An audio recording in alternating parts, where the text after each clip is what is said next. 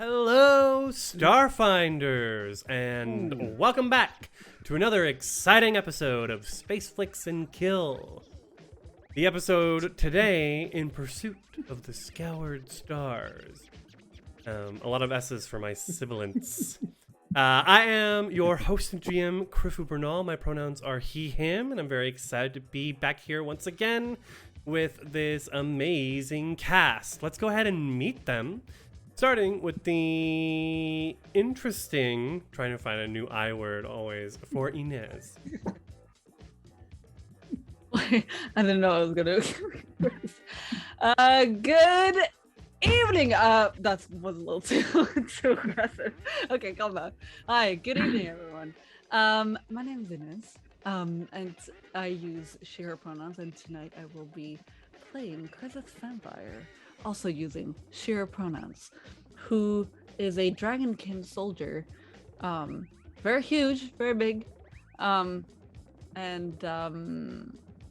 that's it, I guess. That's all.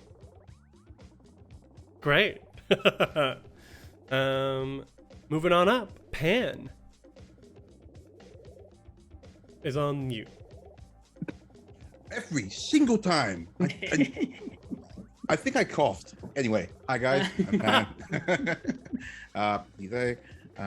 I'm still your nemesis, but I'm going easy on you this week, so don't worry about it, or do worry about it. I play Greylance, the Noir Vanguard. Him pronouns, and he's looking forward to a fun adventure. Yeah. Hopefully gets his new sword. Awesome. And then we've got, of course, Hedgehog. Hello, I'm Hedgehog, he, him. Just possing around and playing, I guess. And I will be playing Alistair, the bog standard human mechanic who is definitely not equipped for social situations in any way, shape, or form. But that's good, because he has a very big brain, and that's how he makes up for it. And settling on over to Penecha. It's me. Hello, I'm Ida. My pronouns are she and her, and I play Puka. Imagine like what's the female Stitch, one of those, but with 6 arms. Yeah, who has the gift of the gab, wants to be your best friend, likes to talk your head off, and if you have something shiny, she might use one of her 6 arms to put into her own pockets. And trickling on down, Andrew. I'm the Drags. Evening, folks. I'm Andrew, he, they. And tonight I bring you Maida, Feliscus Zan, who is my Kasatha four-armed, illithid-esque witch warper, who is a mystic student of the dark and magical arts, and is just looking for the answers to many mysteries among these Scoured Stars. Our crew are the best and brightest of what the Starfinder Society has to offer at the moment, considering that almost a year ago, the Scoured Stars incident took away most of the active agents of the Society. Today begins the first step of their journey on bringing them back. And so, we open on a cluttered office desk filled with piles of books, data pads, several empty or half full coffee cups. We see behind the desk a dark-skinned woman in a red bandana wearing her standard Starfinder copper armor with a big halo of black curly hair behind her. She's looking a little stressed, but she smiles. And she says, "Hello, Starfinders." And the camera turns to all of you. Lots of coffee you've got there. Yes, It's been a few busy days for me, Alistair, but, sorry, I should offer you some refreshments. And she gets up and goes over to a coffee machine, starts pulling down mugs and begins pouring coffee. It's on the desk. What? Puka immediately hops over like to the front of the desk and starts like, now looking at. Puka hops over the desk. What does Puka look like? Puka is like this small, furry with two big fur pom-poms, dirty goggles, bandolier, new armor since we last saw her, and has like this cane strapped to her back. When you hop over the desk, you see another small-sized figure, a middle-aged Isoki man, a rat folk, with light brown fur, long graying whiskers and spectacles, and like a tweed vest. And as you Hi, Royo. As you begin rifling through the desk, he says, "Well, excuse me, I should think such ill manners. I'd never, in all my." But I like reading new things so much. Yes. Well. The first Don't seeker. you want to foster my love of curiosity? Freelance reached over and like quietly picks up a stick. I think it's the table he's worried about, not the reading. I get taken Scooch away. a chair under there so she can sit on that instead. As Greylance sort of picks up and moves Puka out of the way, what does he look like? Who are we looking at? Greylance is a noir, a large minotaur like person. He's also wearing new armor. It's a dull blue with silver sheens down the sides. It looks actually a lot more well fitted than his last set, but he's even got his sponsors redubbed on there, so they're all looking pretty shiny. He's feeling pretty good about this. He has gray. Do minotaurs have fur or hair? Is it like they're furry, right? They're furry. I think if the top half is animalistic, let's go for fur. But I wouldn't call a cow. Yeah, furry. like a cow.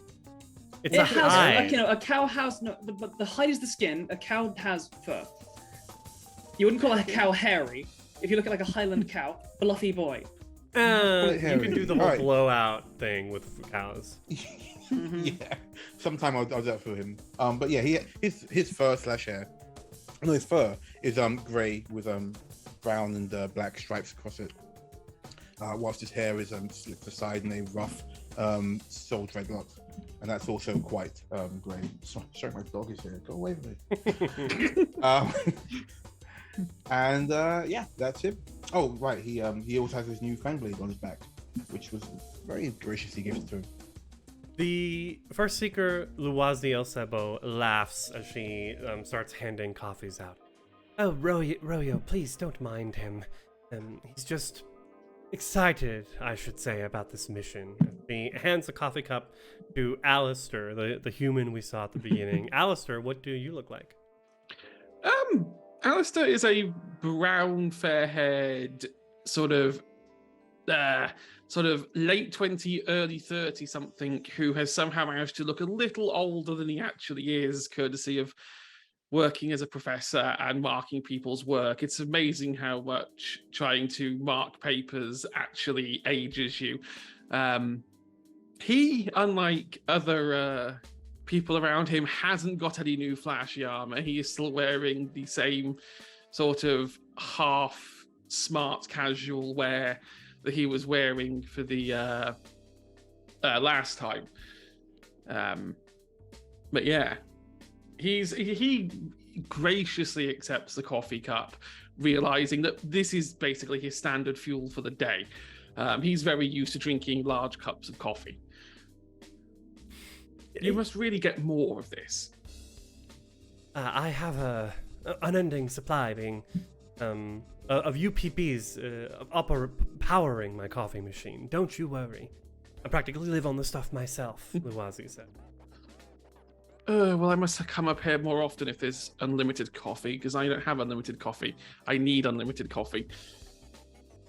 Do a good job on this mission, and perhaps we'll find a way to make it happen, Alistair. I suppose that's one motivation, isn't it? Unlimited coffee. Are they flirting right now? Not really sure, to be honest.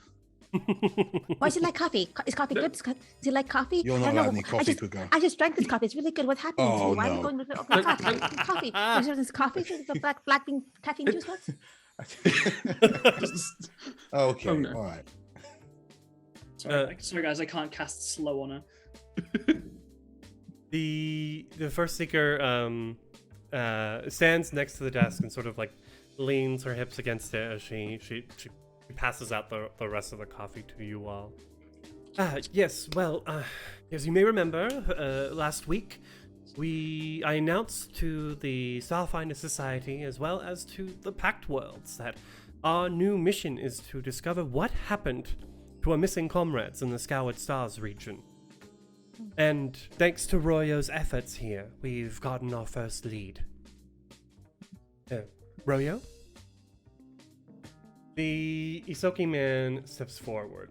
Yes, well, I've discovered that there could be valuable information related to the Scoured Stars on the library world of Atheum. And he waits for like a sort of response. Let's see. Black cough. Have I heard of this place? Make a mysticism check. You insist. 17. You definitely have heard of the library world of Atheum. It is a strange world run by beings known as the Curators. The world itself doesn't have a fixed location or orbit. It appears and disappears and reappears throughout the universe in random systems. As he like kind of waits for that kind of reaction, Mado will actually kind of like furrow his brow slightly. Kind of an interesting destination, but how do you propose we find it? What does Madar look like? Maida is a Kasatha with lavender, kind of lilac, slightly glistening skin and an elongated head, like the front of a gas mask esque assembly, kind of covering his mouth and nose. His armor is like he's got kind of like maroonish red, kind of spacesuit armor with accents of black and copper, with a large kind of like purple scarf thing kind of dangling around his shoulders. His lower set of arms are kind of like crossed around his abs, and his upper pair of arms are like one's crossed over, one's kind of just like tracing lines around the end of his kind of gas mask face covering. He'll refuse a coffee. He can't drink in public. Luwazi like nods in sort of apology. Alice will take that second coffee. I'll take it. I'll take the second. After you can have the second one. That's fine. Yeah, I'll take the second one. Probably for the best. Madar, your question was, how do we get there? Yeah, a fascinating suggestion, but how do we get there? Royo nods. Yes, well, I've been trying for years to try and gain access to Atheum. The Curators. They make sure that access is well guarded for the information and data stored on Atheum is the only place in existence where one can find it. The Curators wish that their knowledge be guarded. However, through a friend of the Society, Iteration 177, we have secured passage for a small group. And he sort of smiles awkwardly. I think Be us. That definitely would be us, yes. And a library planet. I am guessing there's going to be a lot of those books you like? Oh, yes. All kinds of information. I mean, the knowledge there, as I said, is unique and, well, he looks at you like, much of it is stored on mediums other than books, unfortunately. Well, that's fine. That's why I'm here. You can spend ages reading one book, and I can search the entire database of mortal kind and find whatever it is I need in the click of a button. Wikipedia is a fascinating invention. Oh wow, coffee makes Alistair kind of saucy. Yeah. Maybe we should give the coffee to Chris's. Yeah, I indeed reach over for Alistair's second cup, which is about this big in my hand, like this tiny. She's got it like in cup. one pinky around her finger. An Yes, espresso exactly. shots. Yeah, exactly. It's an espresso shot because the one coffee that has been given to her has already been like dumped down her maw, like in one gulp. I feel like in this office space, the camera zooms back for the first time, and we can see like looming in the back of this room, twice the size of everyone else, is Krizith. What do you look like? Yeah, as her wings like flutter a little bit, like she's like readjusting them because there was like a fold wrong in them. She is a gigantic black-scaled dragonkin, and she wears this beautiful gold breastplate that has the symbol of a rising sun on it.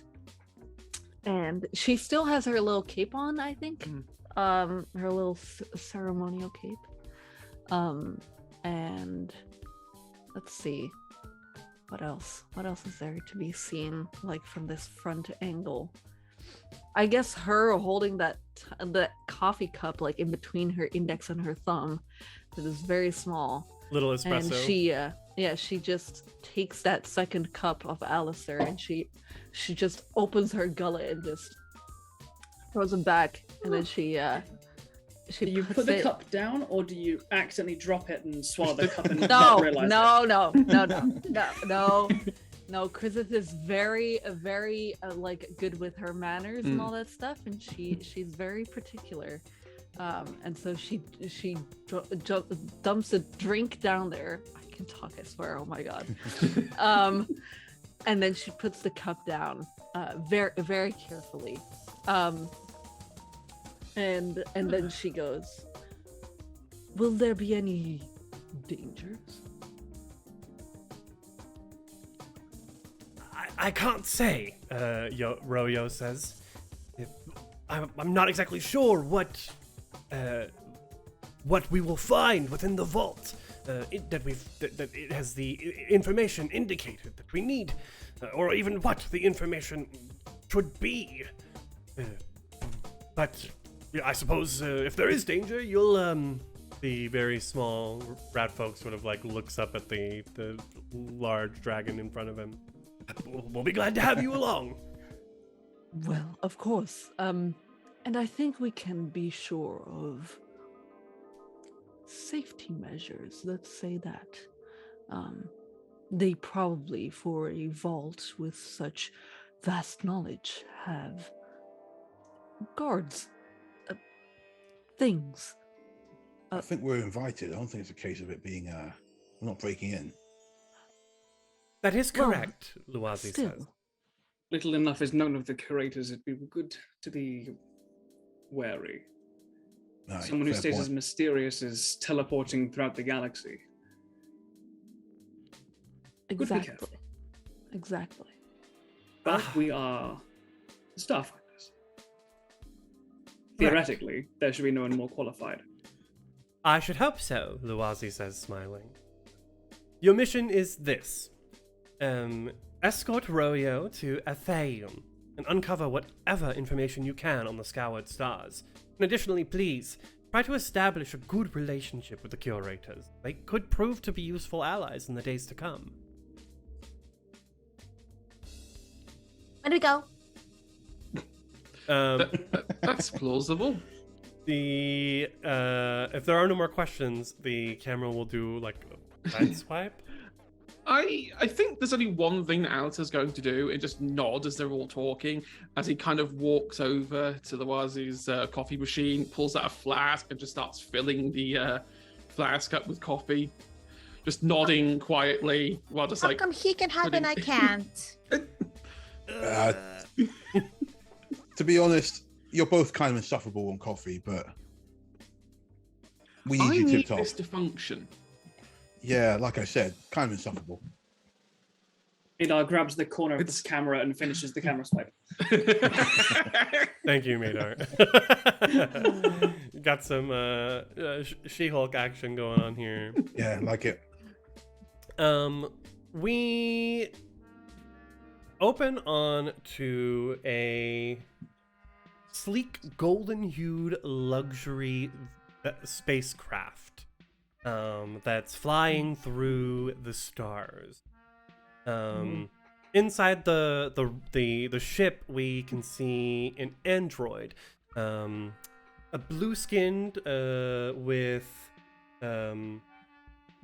dark hair. The picture's not. Yeah, so the picture's not quite right. The picture shows them as bald, but they have silvery skin with dark hair, Both the typically wig worn between last time long. and today.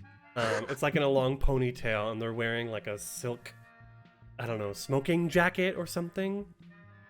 And this android is leading our group through a very luxurious ship called the Diligent Forerunner. Well, I see. welcome Starfinders to the Diligent Forerunner. This is my personal vessel, so I'm happy to welcome you on board. You'll all, of course, be having your own rooms tonight. You'll be sleeping in the best of luxury. I can assure you that. Appreciate it. Nice ship you got here, Iteration. Is it the whole thing, Iteration 177, or can I show it like Iteration? or Iteration Mr. is just 177? fine for you, my friend. All right, well, nice ship, Iteration.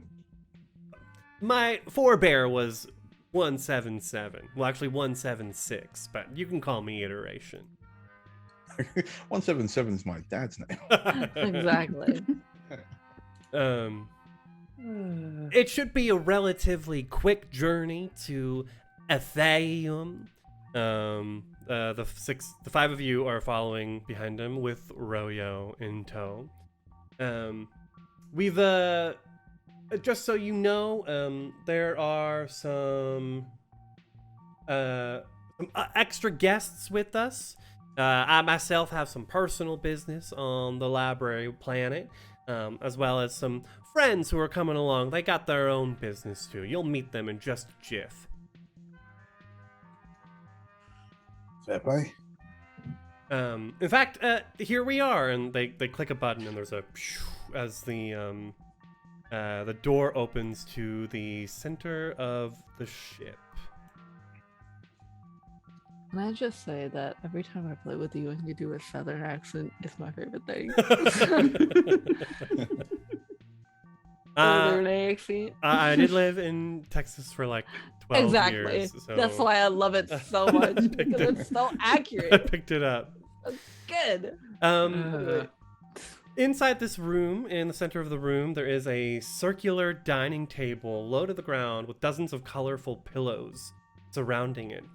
And you can see two roughly human-sized individuals kind of sitting awkwardly in black armor, cross-legged, around the table. One of them is a Vesk woman with green scales, chin spikes, as well as head spikes, and sort of like a red pattern over her eyes. The other is a... it's hard to see through the armor that they're wearing, but if you look like very closely, you can see flames dancing behind the glass of the helmet as if flame fills the entire suit. And they're hot. Can Like Can I- literally and figuratively. I was going to say Yes, you're- that's a literal sense. Oh, in both senses of the word. Can I roll like I don't know, culture or something to see if I recognize these guys? By all means. Or their armor rather. Okay. No, I get a +5 for my profession. Okay. So that's 19 + 5, 24. 24. So why are you on fire?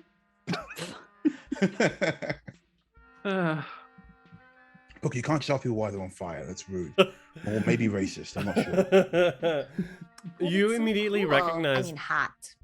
their armor as Hell Knight armor. The Hell Knights are a lawful neutral order of, should we call them justice bringers? They're Loaded basically term. Space paladins. worse. Space Yeah. Judge Dreads. Yeah. Sounds. These guys are hardcore. Like a space paladin believes in like goodness. These people use the rules and laws of hell as a sort of the best example of law and order that can be used in an organization. A questionable choice of first place to start. So much. Of course you do. You're insatiable. Greylance with your 25, 24. 24. You know that, Hell Knights are an order that come from pre-Gap Golarion, ancient Golarion, and that in order to, reach the rank of Hell Knight, they usually have to summon and defeat a devil in one-on-one combat. In this case, as you're looking at the man in the, flaming inside the suit, a literal devil sitting at the table with you. Ooh. Oh, Fire Guy is a devil? From looking, you get the sense, yeah. Okay, gotcha. But they have to defeat devils to become Hell Knights. Yes.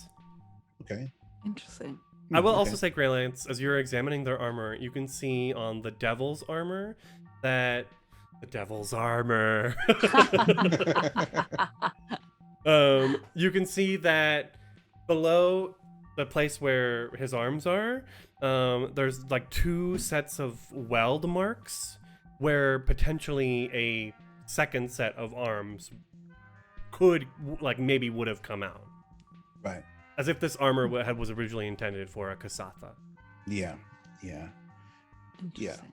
As a balance on recognizing like armor and like combatants is kind of a thing. So, just gonna. Are we within earshot of them? They see and see us. They see you for sure. Yeah. Okay. All right. You're I'll sitting keep- right next to them. Yeah. Then I'll keep it to myself for now. Then. Can I ask, because of my Star Knight personality, do I know of these people? Might I have worked with them, or do I not like them? How do I feel about these people? Some of those questions I can't answer. But I will say, yeah, as a Star Knight with your theme, being a member of an order that's like kind of ancient, pre-Gap Golarion anyway, yeah, you totally would recognize the Hell Knight armor as well. Interesting. Okay. Give that one to you for free. Okay. You maybe don't know all the stuff that Greylance knew, but you recognize it. But I know of Hell Knights and how they perform. Yeah, they both stand up, and as Puka asks her question about being on fire, was it? Why are you on fire? Yeah. That's so cool. I mean, hot. The flames of hell are hard to quench, small one. Have you tried water? Make a diplomacy for me, please. I'm like, Maybe I just See if he likes that. don't I was even like know how to looking at this respond guy. at this point. I mean, it's love like- when that happens, to be honest. Diplomacy, right? Okay. Oh, I have a sheet. I have a sheet, and it's open, I swear.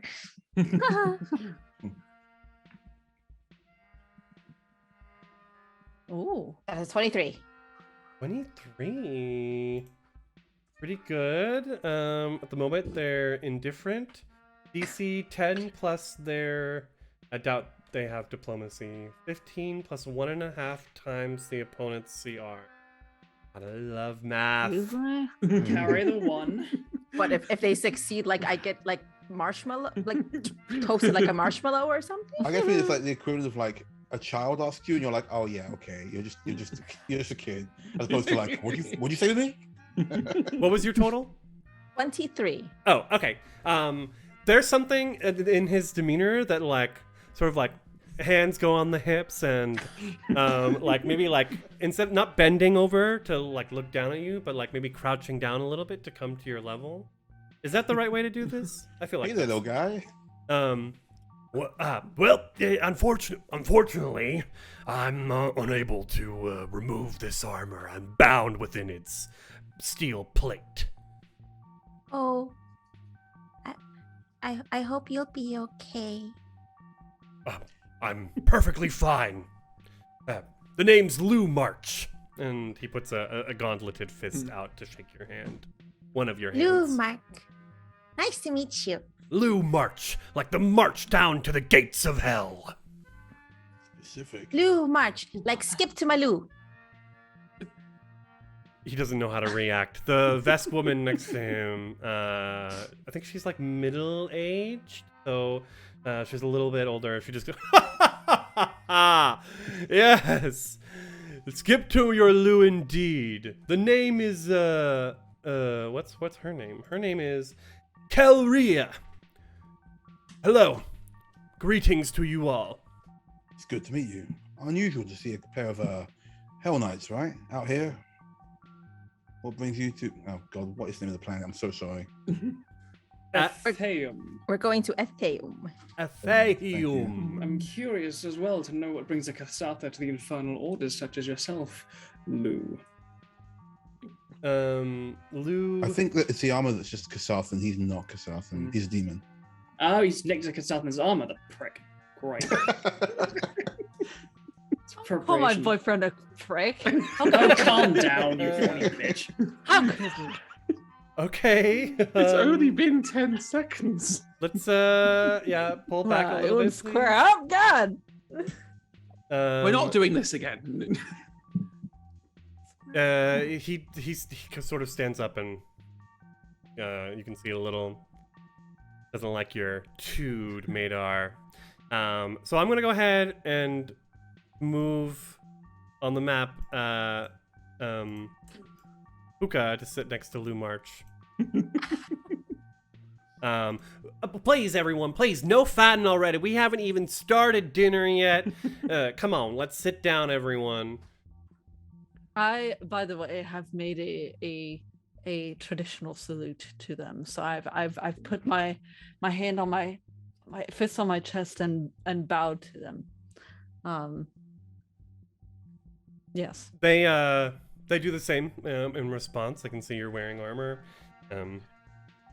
From one soldier, one warrior to another. Yes, exactly. That's exactly how Chrysis feels, I think. Mm. She's not necessarily bothered by the way they work, but doesn't condone it either, you know. She's like, that's you, not me, you know. Well, Calrus says, to answer your question, we belong to the Order of the Pyre. Greylance, you know that the Hell Knights are separated into separate orders. And you know that this order is focused on eliminating heretical texts from the universe. Okay. We're on... Fate has it that we all have business on Atheum, and we're investigating rumors that the curators have a collection of forbidden texts, and we wish to review their defenses. What makes them forbidden, exactly? It's forbidden because it's not allowed. Right. But what exactly isn't allowed? I'm just curious. I've heard much about the Hell Knights. I'm actually a bit of a fan, and I was just wondering, what brings you out here, and what kind of forbidden stuff you might be after.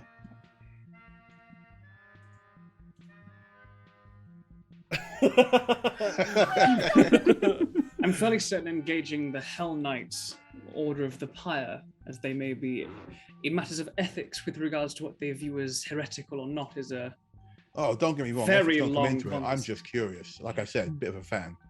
Am I heretical? No, Luca, you very well might be. So keep quiet or I'll burn you alive. Lou March sort of comes back, sits down the pillow next to you. Well, I certainly hope not. I would much, as the man says, we'd rather not burn you alive today. I give my saddest ooh face. Oh, I just can't. What seems to matter the most This is is gonna that we help are- us later. what seems to be interesting today is that we're all on a ship heading for Atheum. How came you by the knowledge of its location? Well, Iteration says, I have a prior relationship with one of the curators, a being named All Brian. All Brian! Yeah, All Brian and I, we go back a little bit. I stumbled upon the planet once and I began a professional relationship, as it were. But let's not talk about work right now, okay? What we've got in front of us, they click a little button underneath the table, and this machine pops out in the center of the table. A strange device a technological device made of silver, metal, and curved glass.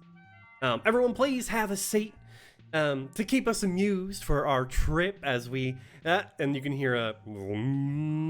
as the ship begins powering up to enter the drift. The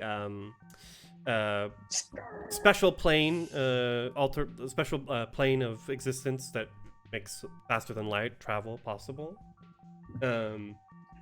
I've made arrangements for a very special dinner. As a connoisseur of unusual sensations and experiences, I recently purchased this device from a deep space trader.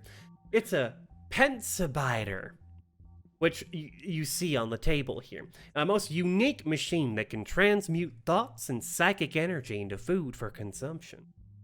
I would ask that each of you contribute one thought or memory for our feast this evening.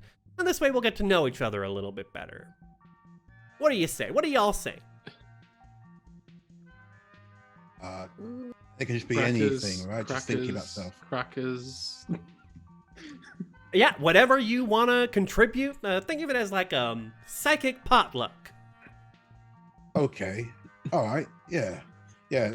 Greylance looks a bit uncomfortable at first about being able to ask to direct memories, but we can do anything. Then sure, why not? I mean, you don't have to. You can say no out of character. Yeah. No, he's no, he's cool with it. Okay. Very briefly looking up the Skittermander world. Okay. Yeah, focus in. He's like big shining eyes looking in. It's like, hink. So everyone contributes, it sounds like? Yes. Yes. As do the Hell Knights, Calrus and Lumarch, and Royo contribute something as well. The only one here at the table that does not contribute psychic energy for the feast is Iteration themselves. I would like to, if possible, as the circle's going around and people are focusing and inputting their things, glance sideways towards Iteration, who's sitting at my left, and I would like to ask them directly, Iteration, if you were to contribute something, what would you? No pressure, of course. And as they consider how to answer, I will cast Detect Thoughts on them. Okay, what is the DC for this? Well, first off, I detect the surface thoughts immediately. Okay. After the first round, I detect the presence or absence of thought from a conscious creature that has an intelligence of at least 1. After a number of rounds, it goes on. I think actually it is a. I think it's a DC 15 will save. Okay. I So believe. start off, they say, well, personally, I like to maintain an aura of mystery. It's what helps keep. It's what helps me keep my sex appeal. That's exactly. I reconsider the spell for a moment, but still go through with it. That's exactly what they're thinking. Okay. You also pick up on a thought that says, "Please ask me more. Ask me more." Sex appeal, you say? Oh yeah. I've only ever met you at work. Not that I'm professing interest directly, but I'm fascinated by your character. I like to keep Please that separate, elaborate. business and pleasure. Well, mystery, I think, is one of one of life's greatest pleasures. And really, I in my free time, DTF, no strings attached. Prefer to keep it laissez-faire, Just as spits it up were. the coffee everywhere. Maida just like doesn't react at all, just blinks. Is that the sort of relationship you have with O'Brien? Brian, our relationship is a lot more professional than that, Puka. Ah. It's a working relationship. I find him interesting, but the curators, their forms aren't really so much tangible, nor do they have those kinds of interests. The curators are beings made of mathematical formula, and when they want to interact with us, they take on forms that pretty much look elvish. Is that why you invited our esteemed guests over here? Oh, Gesture no. Towards these strangers, and I don't know what crosses his mind when he thinks about why he invited them. Oh well, I don't know about all that. Look, the food's ready, and you can tell that he's like enjoying not being direct with his answer. That they are, excuse me. But I don't pick up anything as to perhaps why he did bring them along. Do you want to delve further? I would like him to make a DC 15 will save. Okay, I'm rolling secretly.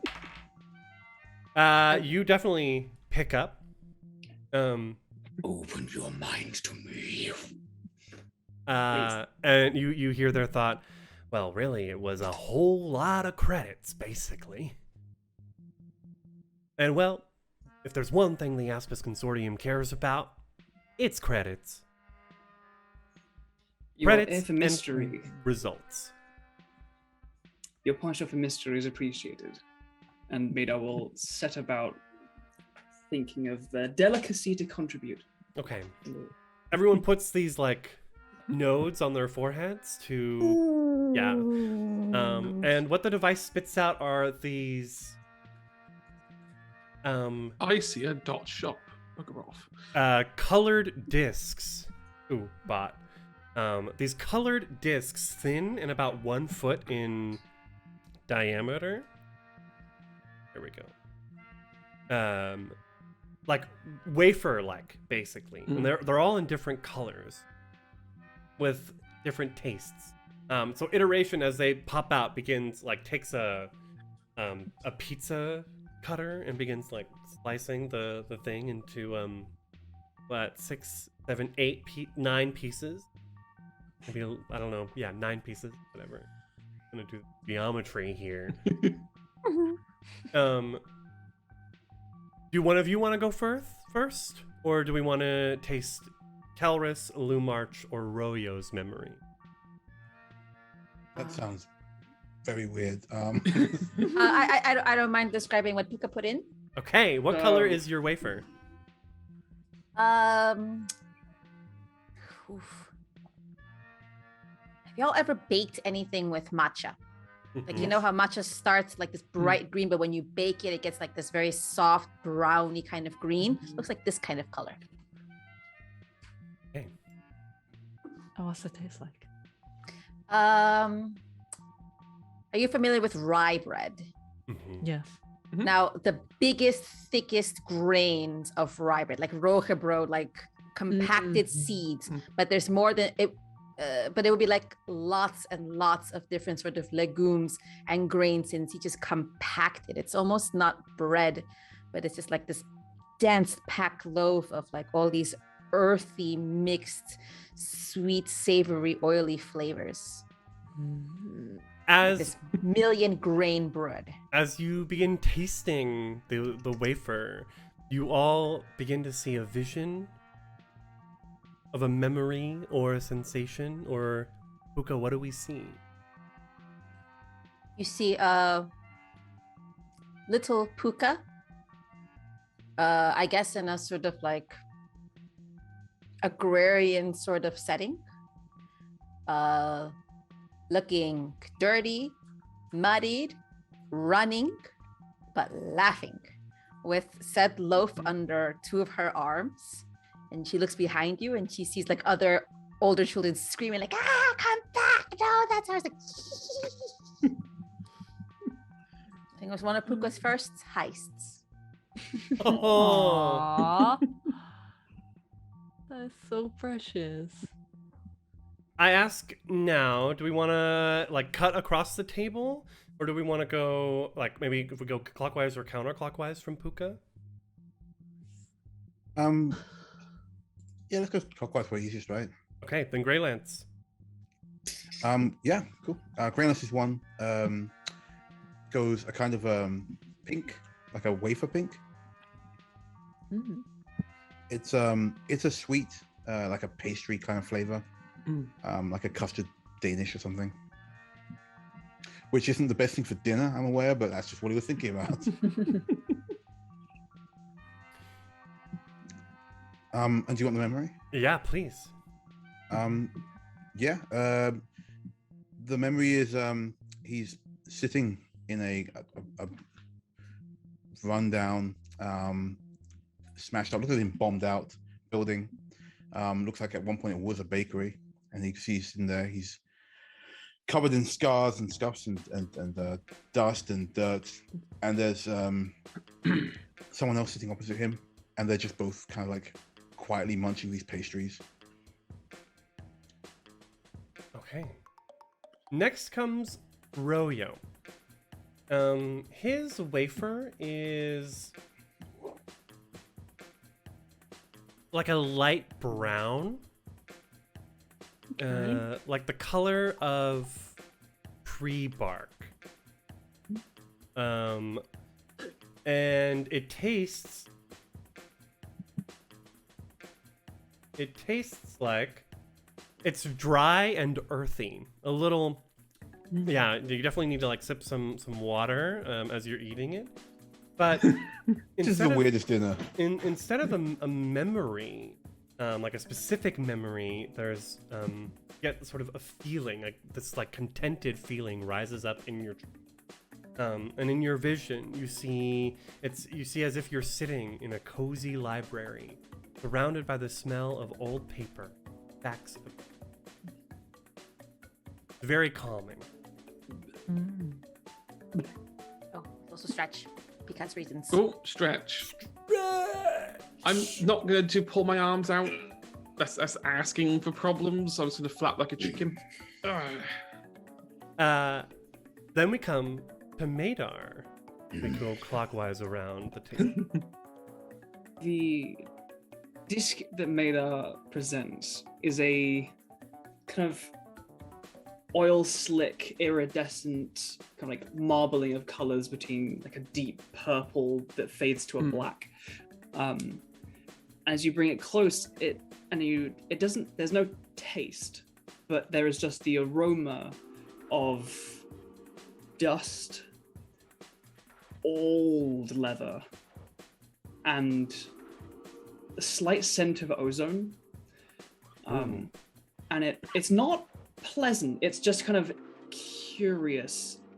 It smells almost like are you in a mechanic's shop, or is it the exhaust of a vehicle, but there's just something kind of a bit older and aged about it, like a whiskey of almost like a whiskey and leather smell.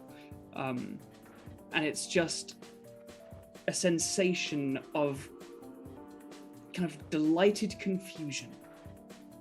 It's finding every puzzle piece that perfectly defines what you don't know, and drawing the lines around problems that neither you nor anyone living has ever solved, and it just meditating on that concept. We're halfway through the 8-course meal here, and you're finding that as you are like eating these bits of wafer, that even though it's very thin, you feel yourself filling up almost, like it is sating your what hunger you may have had. Like the Jetsons' dinner in a pill. Yeah. Yeah.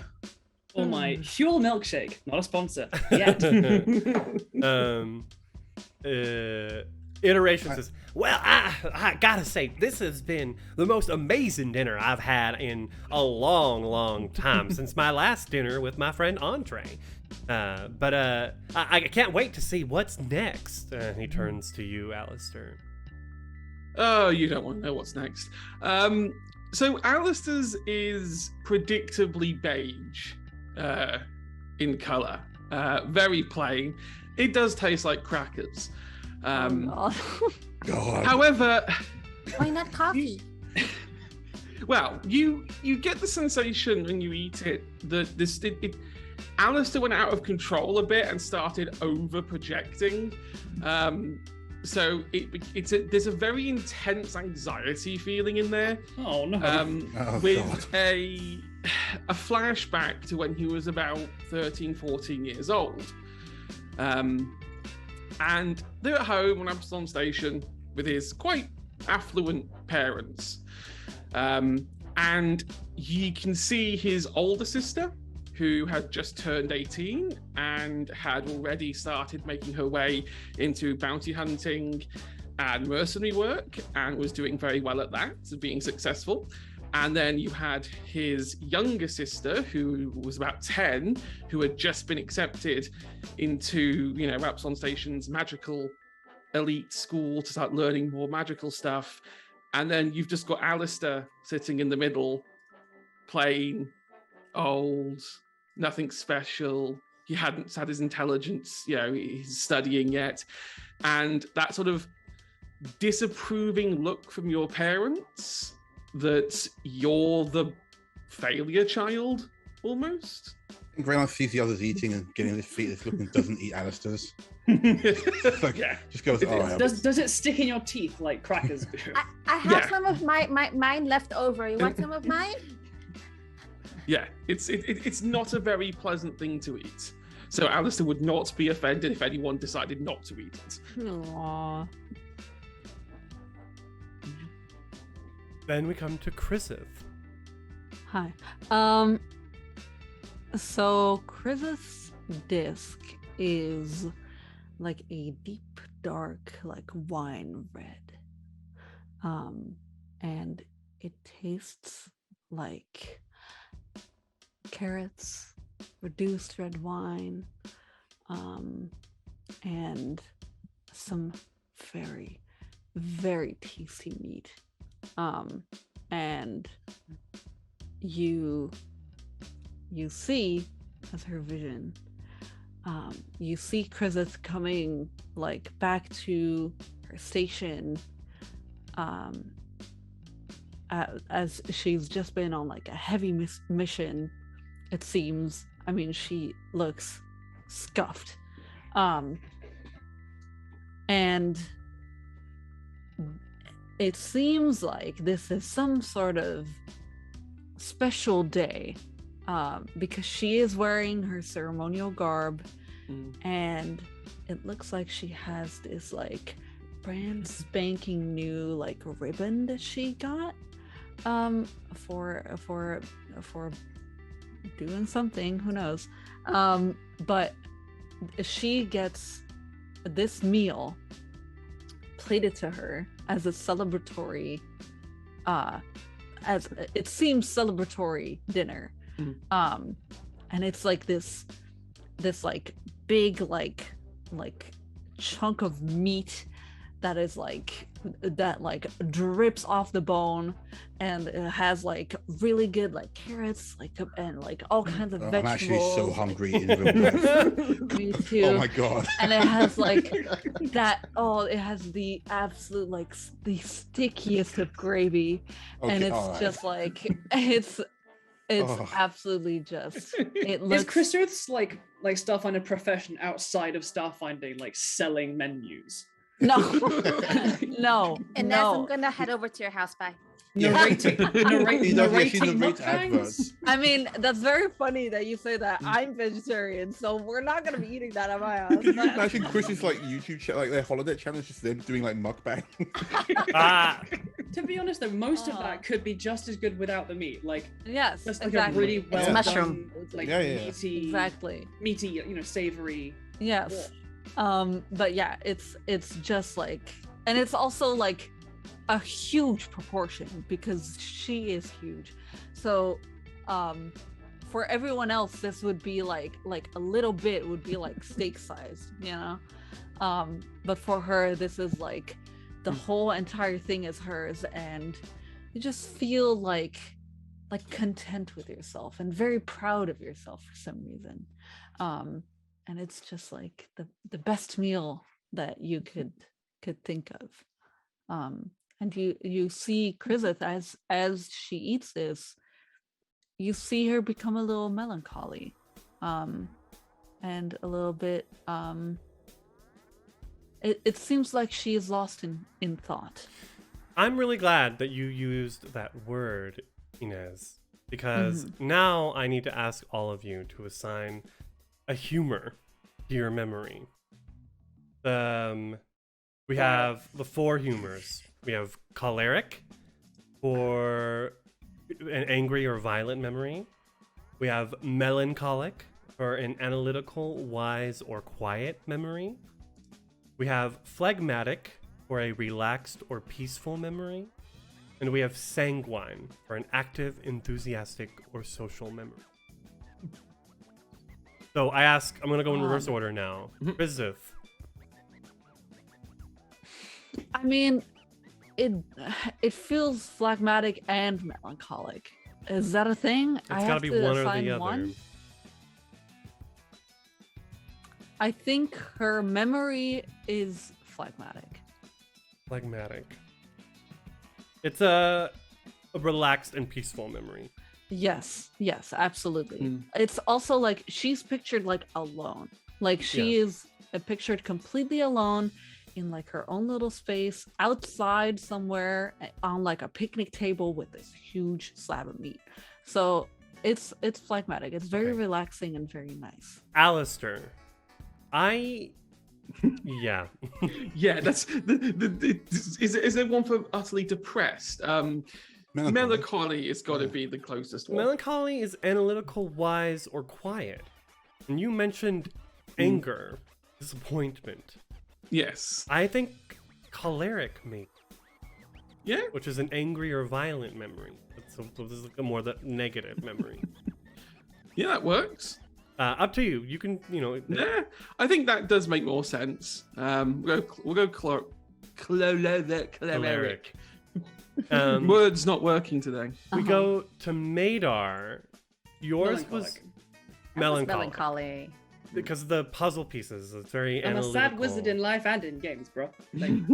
Okay, melancholic. Greylance. So we had choleric, melancholy, what were the other 2? Phlegmatic, which was relaxed or peaceful, and then sanguine, active, enthusiastic, or social. Also melancholy. I felt like melancholy. It was more meditative rather than relaxed. In this ruined building, bombed out building. This ruined building surrounded by these faceless comrades. I guess Maybe it was relaxed or peaceful. at the time, yeah, it's probably the last time it was like pretty peaceful. Yeah, But also, it's about how you feel. Is there a sense of melancholy there? it's a good memory, but with a sad framing. So the kind of thing you think about if you drank too much. So which one are we going then? I think melancholy. Okay. And then Puka. Textbook sanguine. That's Yeah. what I thought. Okay, perfect. Good to know. Making notes, writing them down. I want to know about the other 2 on the table. What did they bring? Yeah. We come Let's- around. NPC Just dessert. spicy. Let's eat their discs. Kelria's wafer is like sort of a gray, ashy red. And as you taste it, it does indeed taste of smoke and ash. Waiting for the barbecue notes. Come on. No barbecue, just ash in your mouth. And you thought crackers was bad. That's what I'm going to This say. dinner sucks. Apart from Chris's, everyone else has got terrible taste. Like as an icebreaker activity at like a conference, maybe. But Oh, do you want a mouthful of ash for dinner, or? As you begin eating this, you can feel the heat of flames licking up your legs. And a vision comes, and you see Kelria being consumed by fire atop a spike of iron within a black Hell Knight fortress. There's a feeling of triumph and resignation as the Vesk woman emerges naked from the flames, unscathed. Inez, stop typing. I wasn't even typing. I was just gonna unmute and say that's hot. I was going to say hands where Jesus can see them. In That is hot. Lou March's, his wafer is a sort of yellowy orange with like slicks of red, very much fire. And as you taste it, it's both savory and sweet, like a sweet barbecue in this case, like a honey barbecue. Ooh. You can actually taste the thrill of freedom. Chris is just licking hers really slowly. Inside the memory. I'm waiting to like look up and see it being like a human corpse. Inside the memory, you see a Hell Knight, a Kasathan man, with a black visor, very much just like Lou March is wearing, preparing a ritual. There are like these red lines of like this pentagram that's like upside down, and as he like casts the final word, the flames like spark up, consuming the Kasathan and withering until he disappears, leaving the Hell Knight armor empty. But as the Kasathan inside withers and disappears, a flame spirit, like a demonic fire spirit, rises up inside the pentagram and flies into the empty Hell Knight armor, animating it life. Eating seems like a really- sticky honey roast. Like Seems like and a really he's intimate dinner. He's eating chicken nuggets, barbecue sauce, sweet and sour mix. Like, huh? Is that hot for you? How's that? No, I'm just asking. There's something how is quite it attractive related? about someone that eats barbecue with no hesitation. The Great relation first is date that food is just ribs. this is you as the armor becomes animated. You see that this is Lou March, who has taken this freedom and a life in the material plane at the expense of the Kasathan Hell Knights' soul. Interesting. Such like an intimate dinner for people who just met each other. So But it seems we like don't- Lou March is so the Kasathan died and is gone, and a demonic spirit now inhabits. Bizarrely, yeah. Yeah. Okay. But we don't Can I see ask the a quick moment? food. If it's ration eating, I haven't put anything in, but are they eating? It was the flavor of the demon eating the Kasathan. Everyone else Huh. is eating. I don't know how he's eating. Maybe he opens the visor and like burns the wafer. Oh no, I mean like if it's ration eating. Oh, Then you put it in. iteration is definitely eating as well. Ah, okay. all He's right. gorging and not sharing. Yes. Looking directly at Maynard. He's guzzling it and he's fucking jerking off while doing so. Whoa! Oh, Whoa. It's an inside iteration's mind, and it's a problem. My God. Okay. Maida will definitely Well- lock eyes with the fucking Lumarch.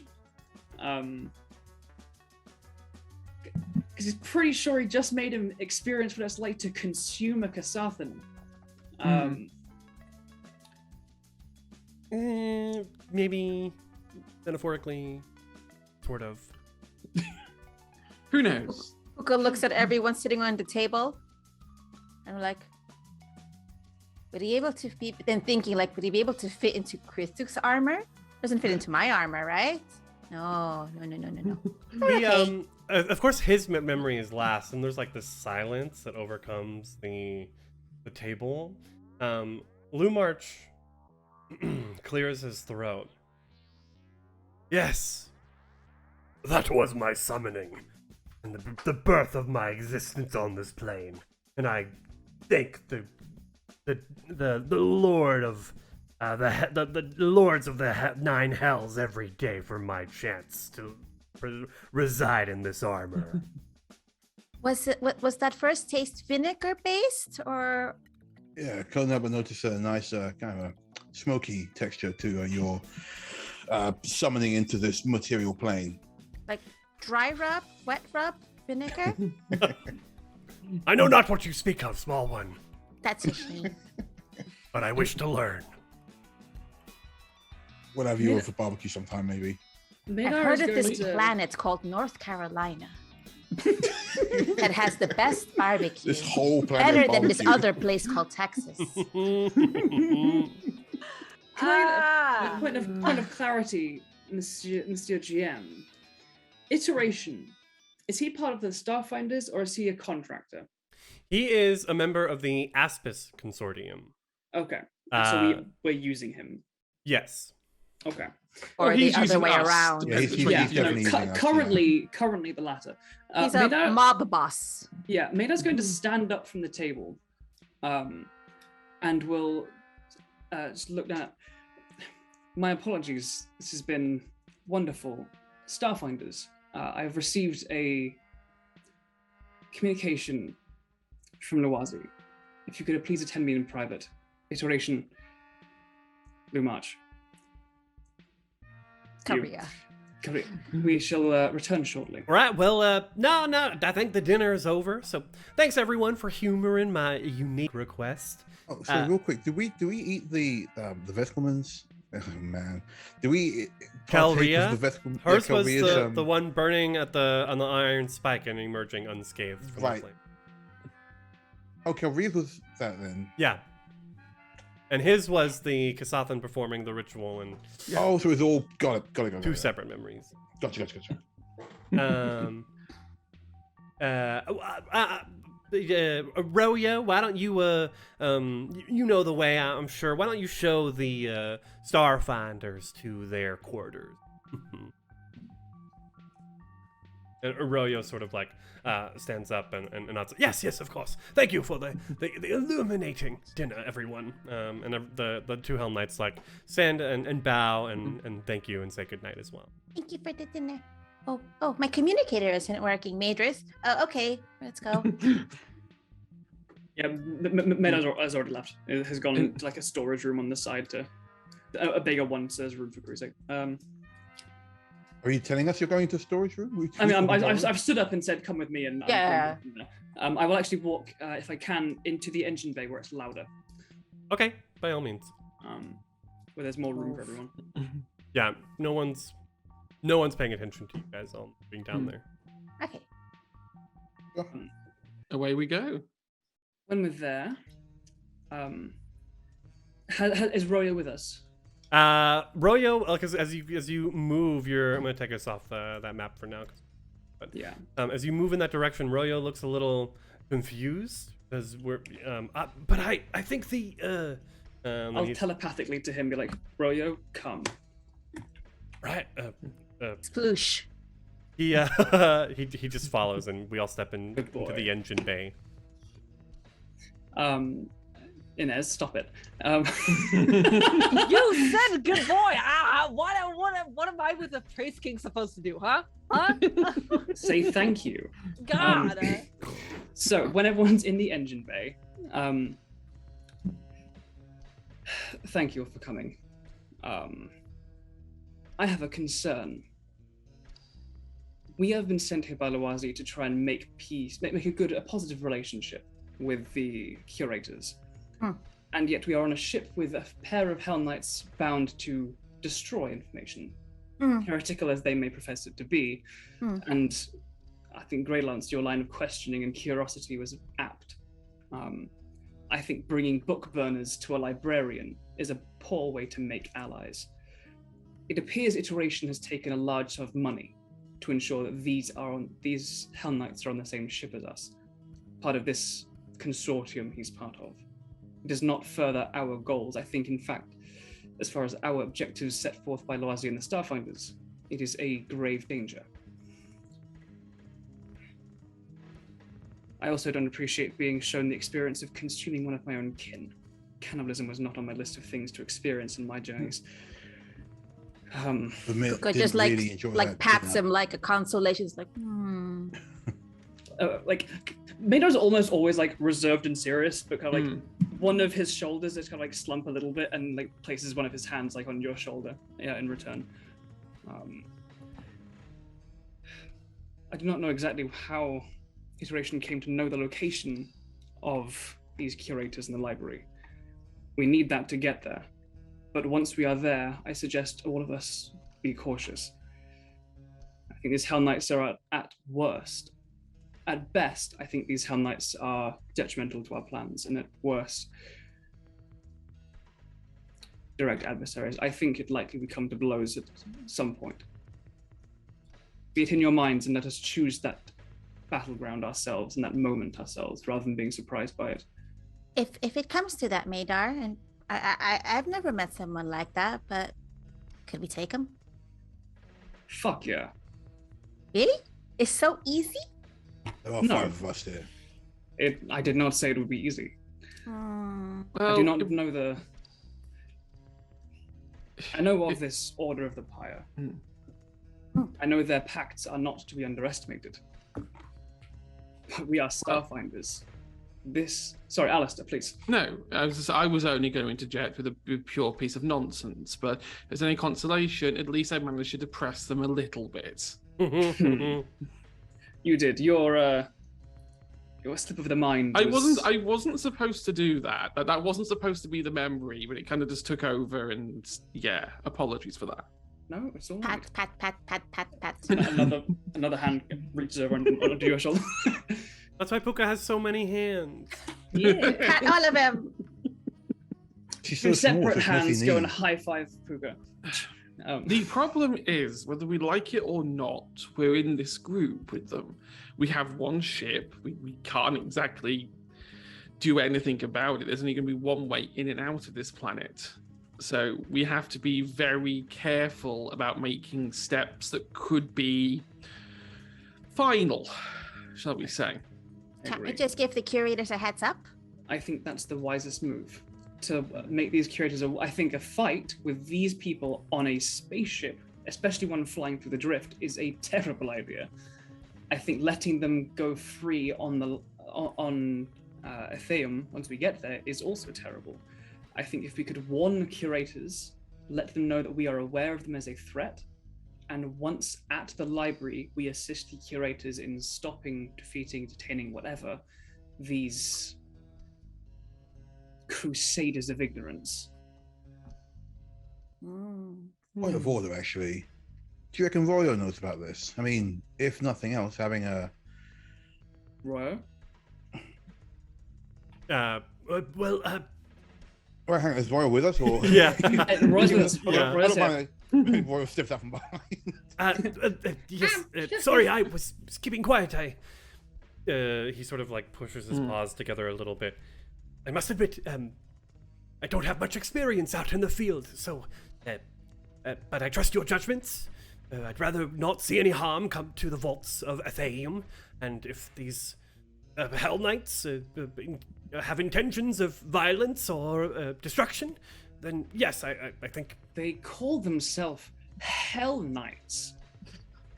So Make sure that's at the forefront of everyone's minds. In their defense, they are just doing their job. It is That's my not. point. This excuse holds any weight with you. I have overestimated your intellect Well, and your wisdom. we are mercenaries. We take jobs. Yeah, I mean, you I've might done something I'm have, proud of. because I do align myself in such a way. I mean, I do find myself in the same lines of work as they do. Well, maybe not exactly the same because they do their things in very different ways. In fanatic ways. However, I do not wish for us to be too harmful of these people. I mean, we don't know them for sure, and we don't know their intentions. I will clarify, I harbor no ill will nor judgment towards any creature's need to make their way in this universe. We all have needs. Unfortunately, we do still all pay taxes. We take jobs, absolutely. But each one of us chooses the banner under which we fly. It is to our codes that we choose the Starfinders, for exploration, for prosperity, for peace. And I'll glance down at the icon on your chest plate, and I've tasted that same valor in your mind. These beings dedicated themselves to the Lords of the Hells to pursue what they perceive to be righteous. But if we are relying on what righteous means to the Lords of the Hells and calling them bedfellows, lines must be drawn.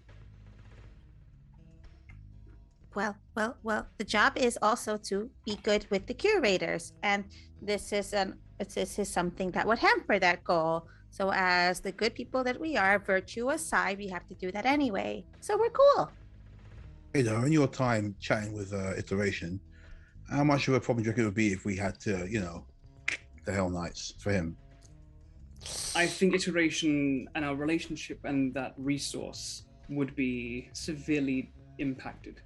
Iteration seems to have been paid to get them on board. We can talk to Iteration in a curious Puka. I think that your curiosity and charm would go a long way in understanding whether Iteration has been paid to simply get them on board or help them complete their goals.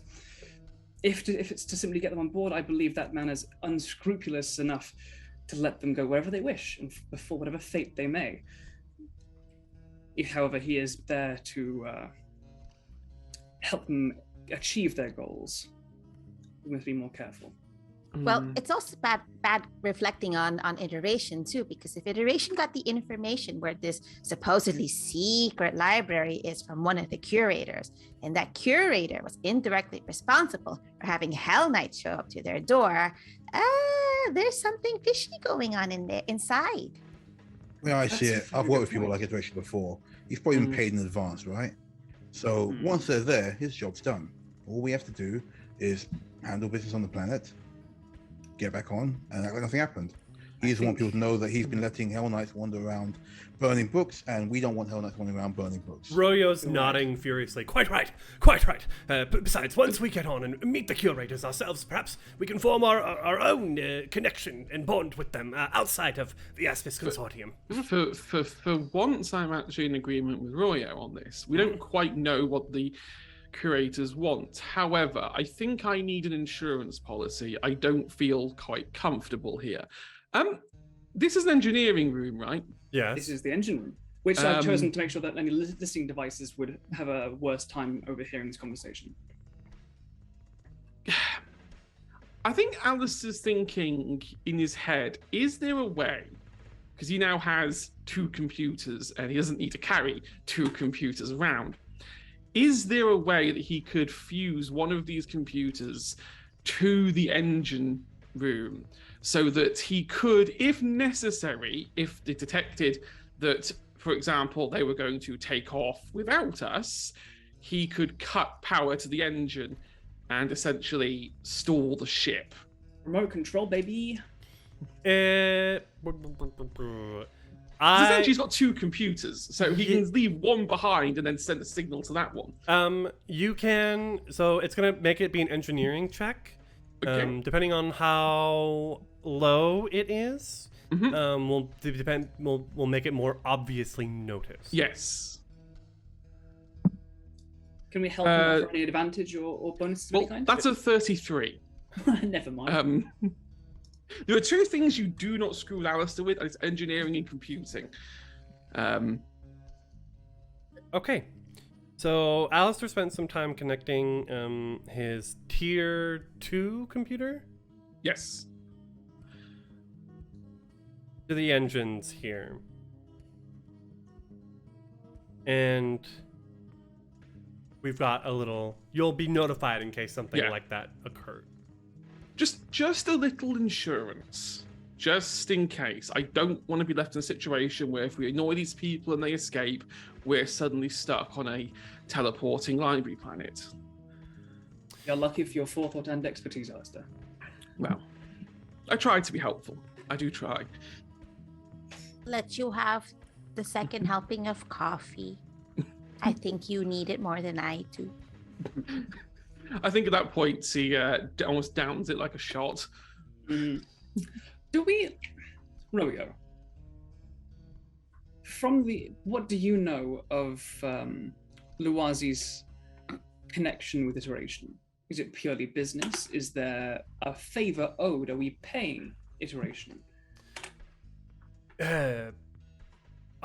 Personally, I'm not quite sure, but I think he sort of stammers, but I think I want to telling the truth. Call back.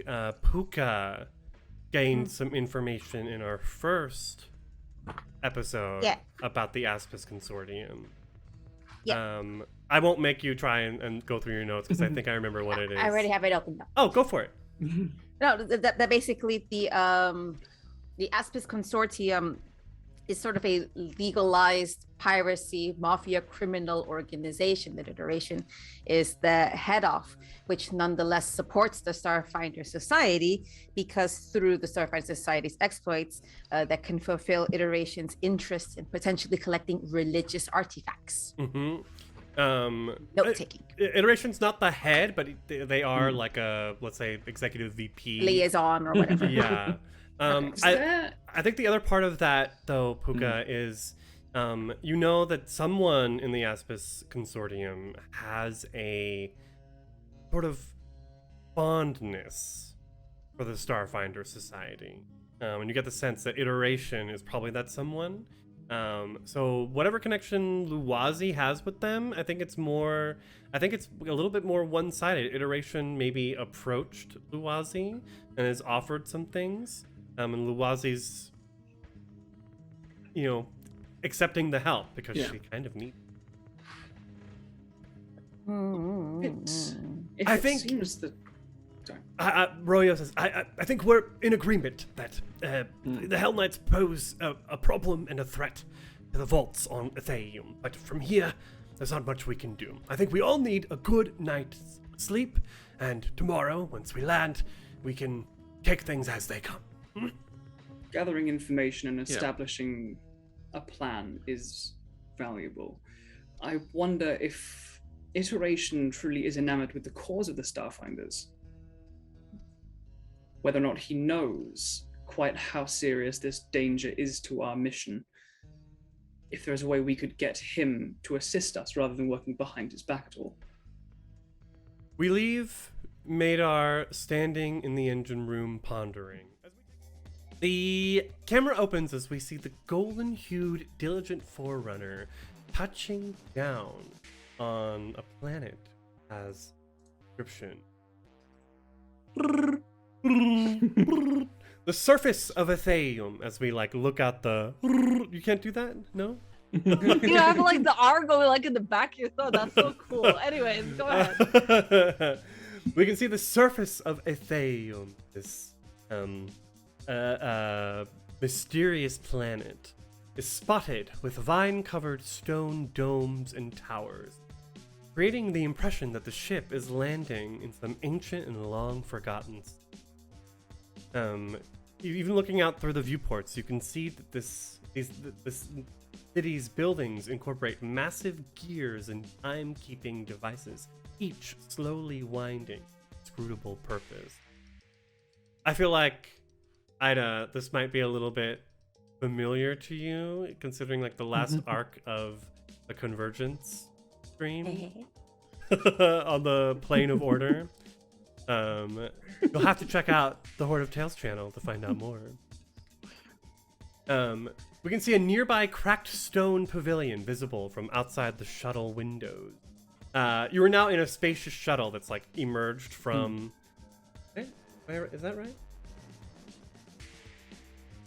Yes, into a spacious shuttle that's emerged from the golden hued starship, and is touching down, nestling between the towering skyscraper. A stone door slides open in one of the nearby vine-covered towers, and 3 clouds of glowing crystalline dust emerge. As your group, as well as the Hell Knights and Royo and Iteration come out of the shuttle, you can see these clouds float and form into a series of formulae and mathematical golden symbols in midair, before suddenly coalescing into the image of 3 elven humanoids patiently wait for the shuttle to leave. Do we have to talk in math to them? I think one of them forgot to carry the 1. 69. 69. 69. But now that we're inside, Alistair, could you send a message to them? I Or say, brain-wise. Like, oh, a secret. I can try. I mean, just Any warning we can provide is good. I can I mean- warn them, but only if we're close. As they approach, they take form and they become like these elvish beings. And you can see the one approaching your group is a very tan-skinned elf with pure white eyes and long white hair. And he beckons at you and says, "Please, Starfinders, come this way." And can I, Oh, as no. they're being beckoned, can I speak quickly to Royo and go, I can't believe I'm asking for this and never ever lord this over me. Can I borrow a piece of paper? He just hands you a notepad, an empty notepad Thank- that he's got on him. Thank you. And I think Alice is going to stand back at the back of the group and is going to be scribbling very furiously. I'm While going also- to step forward then. Oh, sorry, go on. Yeah. While also giving Madar a kind of a look to say, I'm on it. Iteration sort of like waves and says, "Don't worry, y'all. You're in good hands with Allbrian, all right? Allbrian, you take care of my Starfinders, you hear?" Oh, that's all. This is all Brian. Yes, I am Allbrian. It's lovely to meet you, esteemed guests from the Starfinder Society. Please Like, come look this Back way. and forth between iteration or Brian. Go. I guess it takes all sorts. The other Follow two, along. you note the other two now elvish formed beings go up to. One of them like leads Iteration in one direction, and the other one leads the Hell Knights in a different direction. They're each boarding, so there are separate shuttles that are here, like sort of made in that same stone clockwork like form. And you can see there are more than just, there are like 2 extra Hell Knights, sort of minions with Calria and Lumarch. And you can see as they're talking, Calria is sort of like gesturing angrily, but Allbrian's speaking. Yes, as Iteration said, I am Allbrian. I'm tasked with guiding you to the towers of recondite lore, where the information you requested resides. Oh, sorry, go on. Before I do so, he interrupts, I would like to remind you of the rules of the research on Athalion. Briefly, you are killing me with this voice. you are I killing mean, like, you're killing me so Ethereum bad. has been bad enough the whole time, and now this guy's saying it. All the information stored on Athalion is unique. Visitors are welcome to read from our manuscripts, but copying or recording them in any way is forbidden. Of course, you wouldn't steal a car. Should you Steal choose, a movie. he says to you, Greylands. You wouldn't steal a police's helmet. He All right, points, bye. he points a finger, he waggles a finger at you, Greylands. Should you choose to reproduce any acquired knowledge after leaving Athalion, know that you do so at your own risk. His like white hair billows behind him. How tall is this guy compared? Because like Greylance is pretty big. It's just like how tall is this dude compared? He's to just a him? twinky nerd It's a version twink. of Yeah, Owen it's a Wilson. nerdy twink. He's like an This obnoxious twat. Twinkie Owen Wilson. Yes. We curators Well said. actively punish any such transgression. Right. Know this, Oh my Starfinder. god, he's still talking. There is no corner of the cosmos safe from us. Right. Sorry, Okay. are you done or I just I think I keep have moving something around. that'll shut him up. It's fine. What happens if someone like, accidentally spills their drink on a manuscript, or accidentally singes a corner paper, or smites it? If it's an accident, you will be charged a hefty fee. Oh no. He Otherwise, just makes me think. He just makes me think of that TikTok audio. Do not sell marijuana to my husband. Okay. and if someone has malicious intent, they'll chase him to the end of the galaxy, was it, O'Brien? Well, the edges of the cosmos.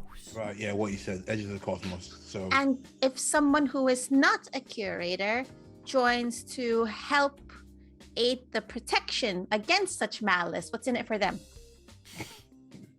Well, I suppose we could remedy the substantial price that we will be expecting you to pay for access to the reliquaries of Atheum.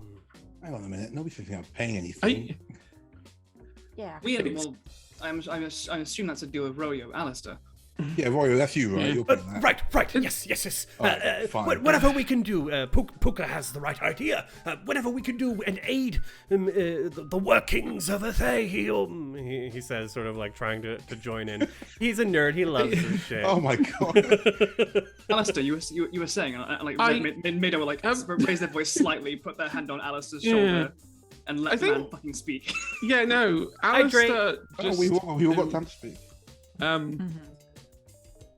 Alistair presents the paper to Albrian, and on it is a very exquisite set of very nerdy mathematical calculations that, when all worked out, spell out in binary. Essentially, watch out the Hell Knights, they will vandalize everything. Albrian, as you like sort of offer the paper to him, he like holds his hand out and like the paper floats to him, and he like twists it in air, and you can see the paper like twist itself and begin dissolving in these glowing mathematical symbols.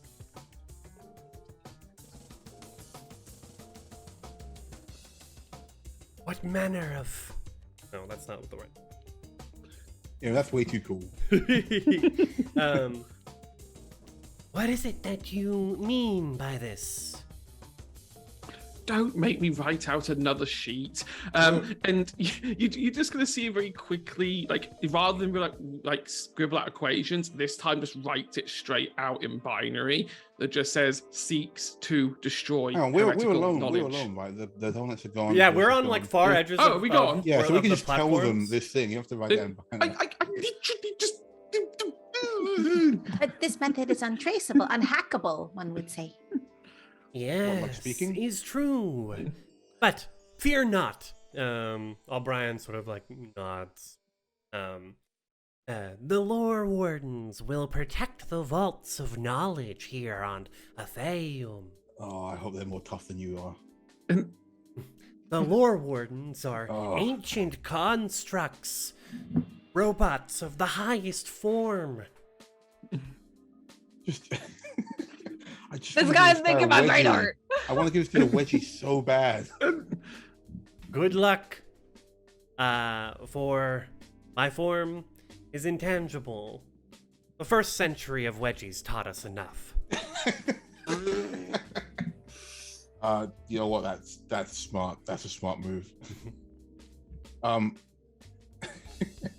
Right. Well, Royo says, as we board the shuttle and begin kind of moving to a random section of this city library, you mentioned that perhaps we could find a way to aid you, maybe, and reduce the substantial fee that was mentioned. Ah, yes. Fortuitously for you. No, I think Greylance is also laughing. Just During our most recent shift to this corner of the universe, the planet passed through a dangerous energy field that damaged some of our systems. We have flagged 2 issues in the specific tower. Tower of Recondite law? Recondite lore, yes. That you could deal with, and we will greatly reduce our usual fee. I suppose what the systems look like around here? It's not Dewey Decimal, is it? There's no way I'm sitting there and putting books in the order of my number. As you're moving, like, you can see all, like, if you, like, look really hard through the shuttle, you can see, maybe there are some libraries, but somewhere you see, like, great big computer banks. You can see one huge, like one tower that's, like, is just a server tower, because it's just got those vents for the heat. Alice has been pretty, like, kind of, for once in his life, like, I'm not the biggest nerd in the room. And then seeing the computer towers is just like, yeah, no, that's it. I'm gone now. I want those towers. I definitely want the knowledge on those towers. You can take over this planet later on, guys. Like, So anyway. we need to go to help reduce the potential costs, and we're friends help each other out. Help out with the Tower of Hamanamama. Yes. We are headed towards there. Either these 2 big towers that come up. Together, the twin towers of recondite lore. We are headed to the tower on the left, the Tower of the Oma. Which, Oma are space whales, FYI. nice. Well, O'Brien, it's I'm reassured to hear that it sounds like the values as emissaries of the Starfinder Society with yourselves are so aligned. We appreciate your acceptance of us in this space and look forward to earning the discount code for the knowledge we so seek. It was shocking to us to find that the Hell Knights came to you in bad faith, something that we learned only in transit, and hope that your defenses are, as you say, capable of defending yourselves from that apparent threat. His blank white eyes just sort of, like, blink. 420, 350.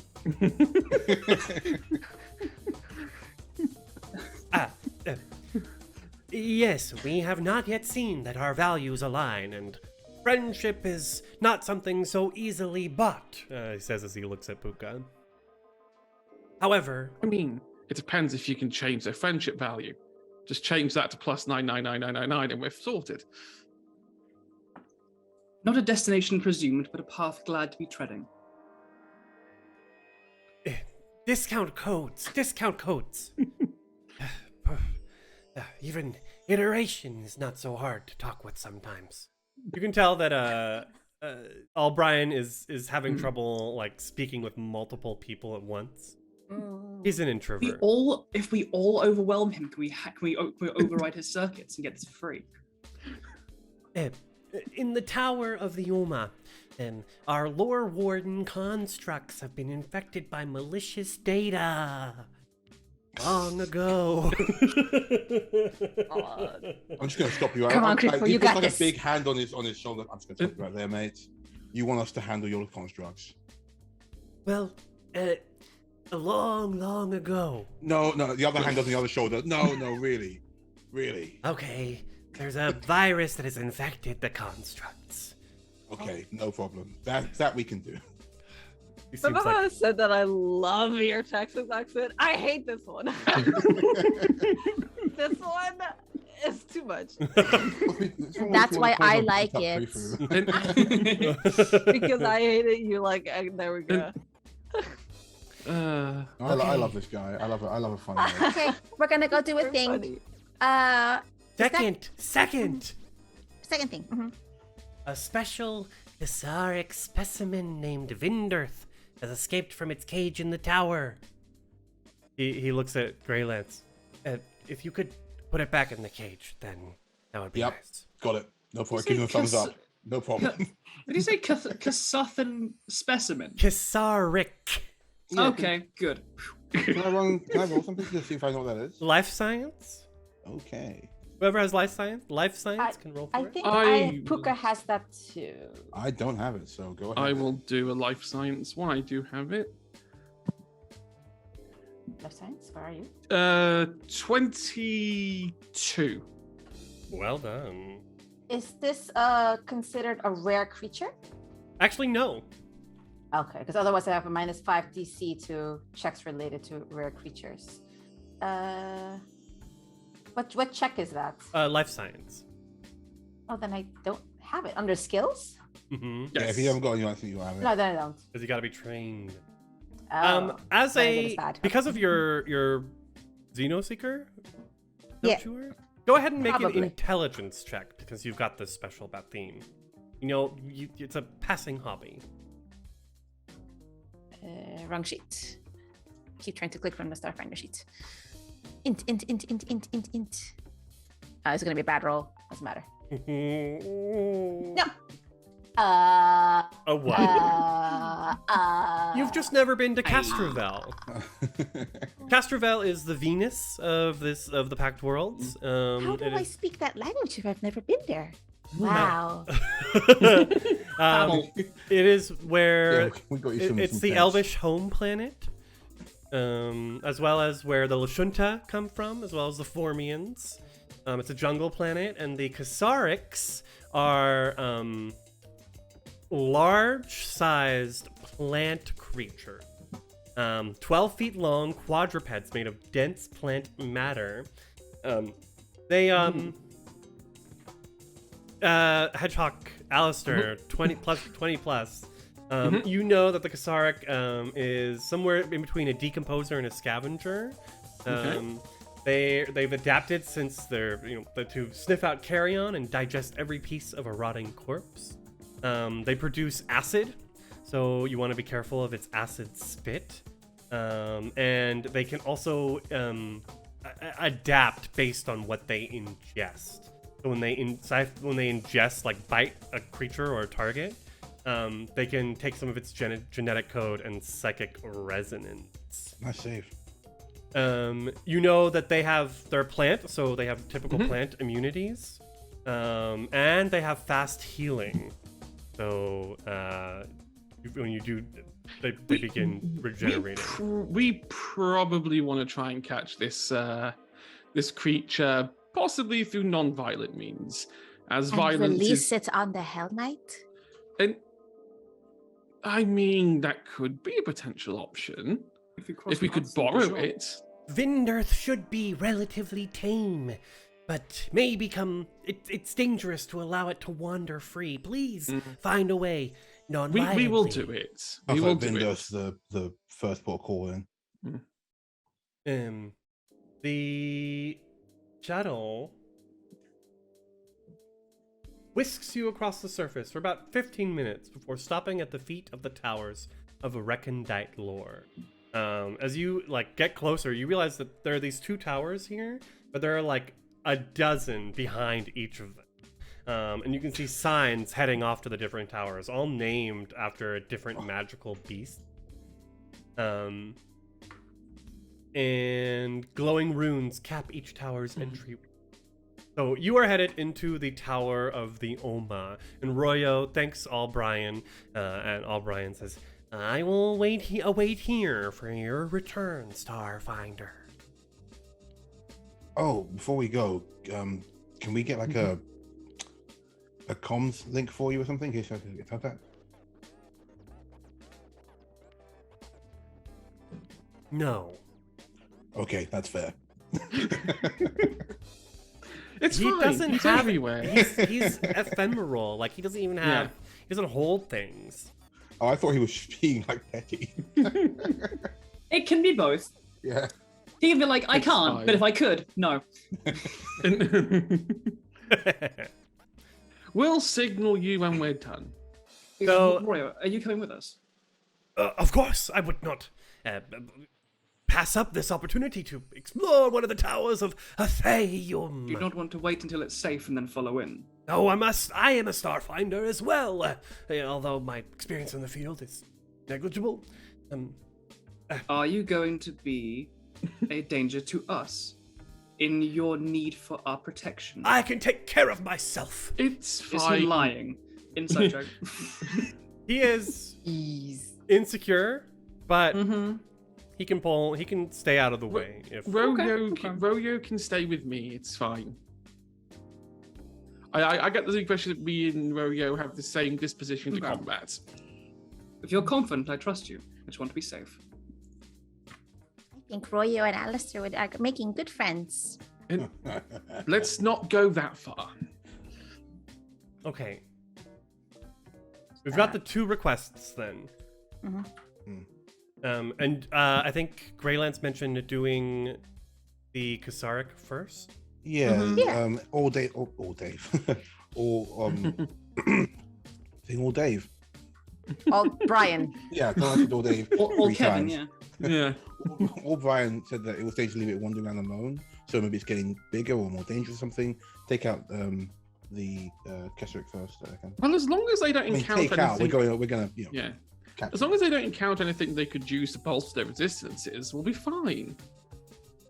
Yeah, that's kind of. If the they worry. if they eat a genetic catalog, we're probably screwed. I think Greylance has a good idea. Yeah, yes. You cross over a bridge into the first floor of this 40-story tall structure made of black glassy stone lined with beautiful carved frescoes. There's quite a large amount of heat as you enter into this first floor, which is I'll summon my glowy. There we go. There's glowing. I should. This first floor it feels basically like a small greenhouse. You can see that there's a strange creeping ivy that fills the first floor, and indeed also you realize it crawls up like 100 feet up the sides of the towers on the outside. It's like a red ivy. I probably wouldn't go anywhere near that. Make a Not an lesson- expert. Just oh, there we go. That's 20 on the dot. You identify the plant as Atenius, a protein-rich plant native to Castrovel that locals use to feed livestock. Okay, it's just a livestock plant. Maybe still not go near it. Like And- salad. I suppose, but I mean, free range salad. if you really want to eat the ivy, eat the ivy. But I won't be responsible. I suppose I am responsible, but You- yes.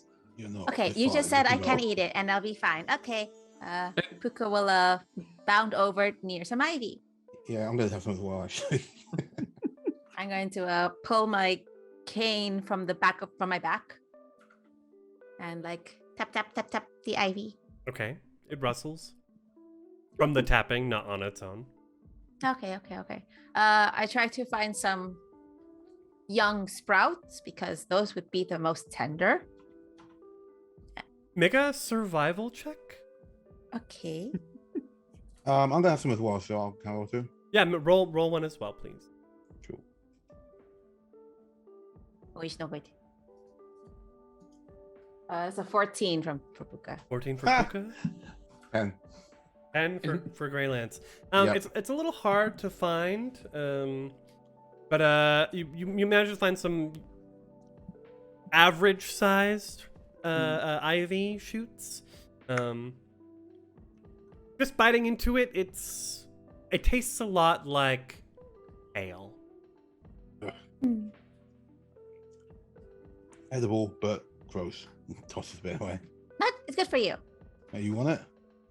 Not It after is a- you. Not after you chewed it first. Yeah, I'll break a bit off, yeah. It is a livestock plant, you know. It's not really designed for more than just simple nutrition. Still could make it taste alright. So Regardless, that means the Kasaric specimen doesn't want this stuff. yeah, I was gonna say, regardless though, if this is around and we do find a specimen, we should be careful if there's biological material it can get to. Well, the Kasaric does like rotting corpses. Not grass. No, so if we could find something dead and potentially rotting, maybe we could use it as bait. Yeah, nice idea. Let's see if we can spot this thing first. Okay. On the hunt we go then. All On right. the hunt we go. It is a little hard, but it just takes some time. Let's say that. Hmm. As you're sort of wandering the floors,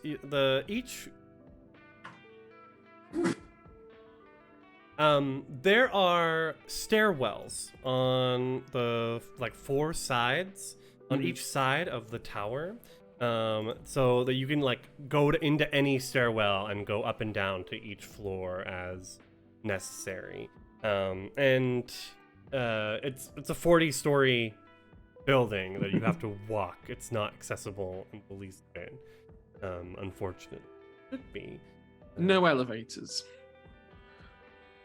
The stairwells are a little narrow too. Krizith finds herself sort of squeezing through them a tight bit.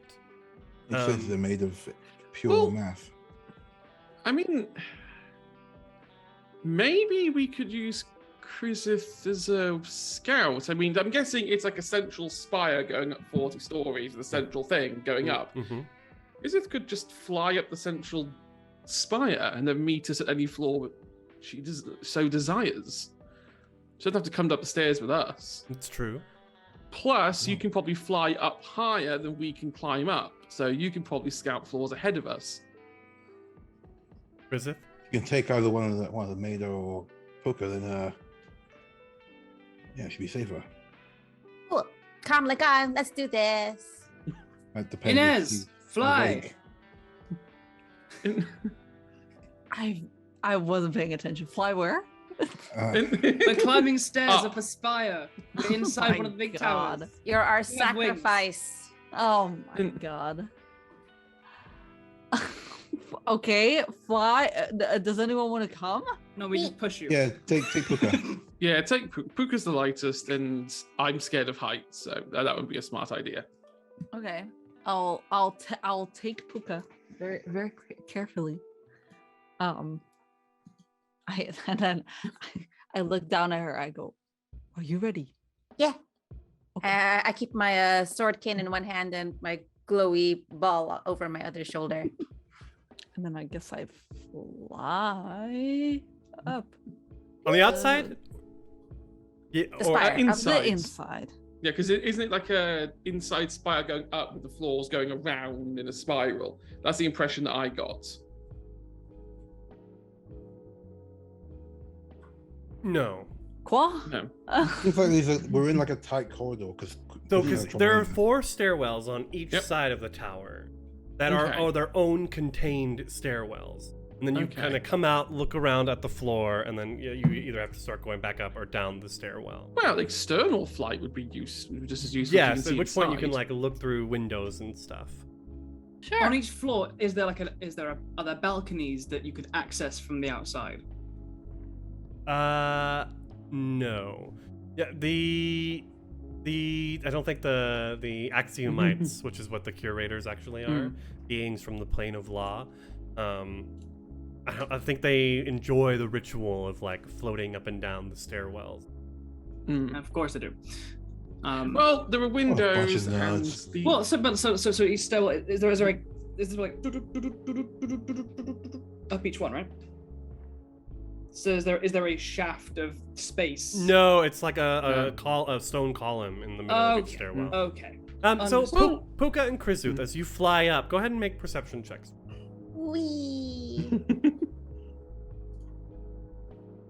Be useful. No, I Oh cannot. wait, my dice. I didn't think of my dice. Dumbass. The one thing you need. Well, there's The two one things thing you I need. need. That and the Okay, hold character on. sheet. And Puka, what did you get? Yeah. Garbage 8. I got 18. Okay. Puka, you find yourself distracted by the rooms. Krizuth is like kind of looking and moving on, focused on the task at hand, looking for this Kasaric. But You're so strong.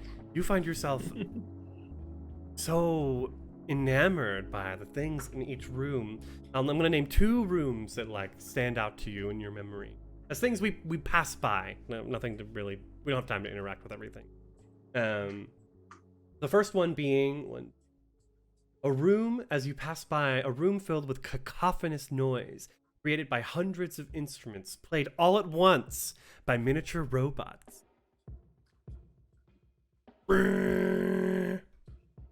And then the second one, as you peek in, this room's like darker than the rest, and you can see 6 warding circles in a big bare room, in which you can see alien ghosts bound within each of the circles, glowing faintly. Chrysius, which would a big hungry plant like more? Cacophonous music? Well, rowdy, joyous, percussive music? Or spooky ghosts?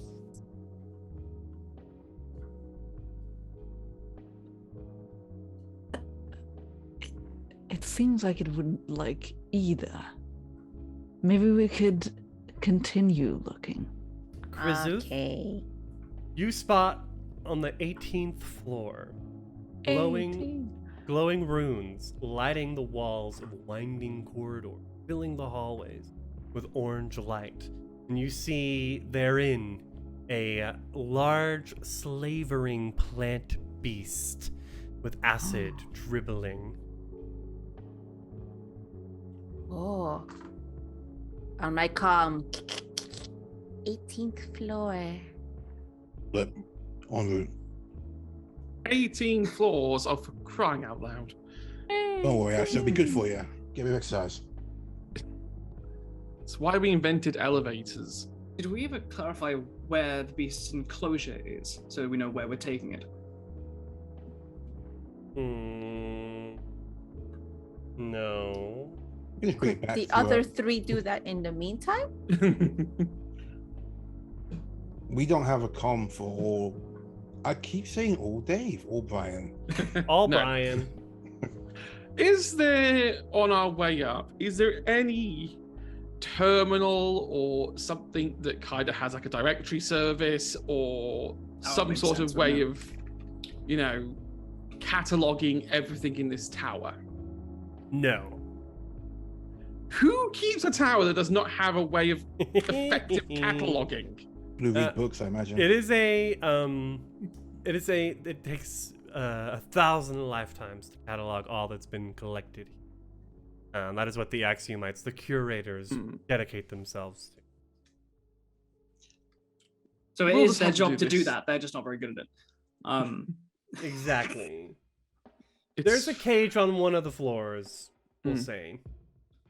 So that is their job. They just Yeah. suck. I guess on the comment we will respond like, good find. We haven't found the cage that it's going into yet, so keep looking, and we'll let you know where we get to.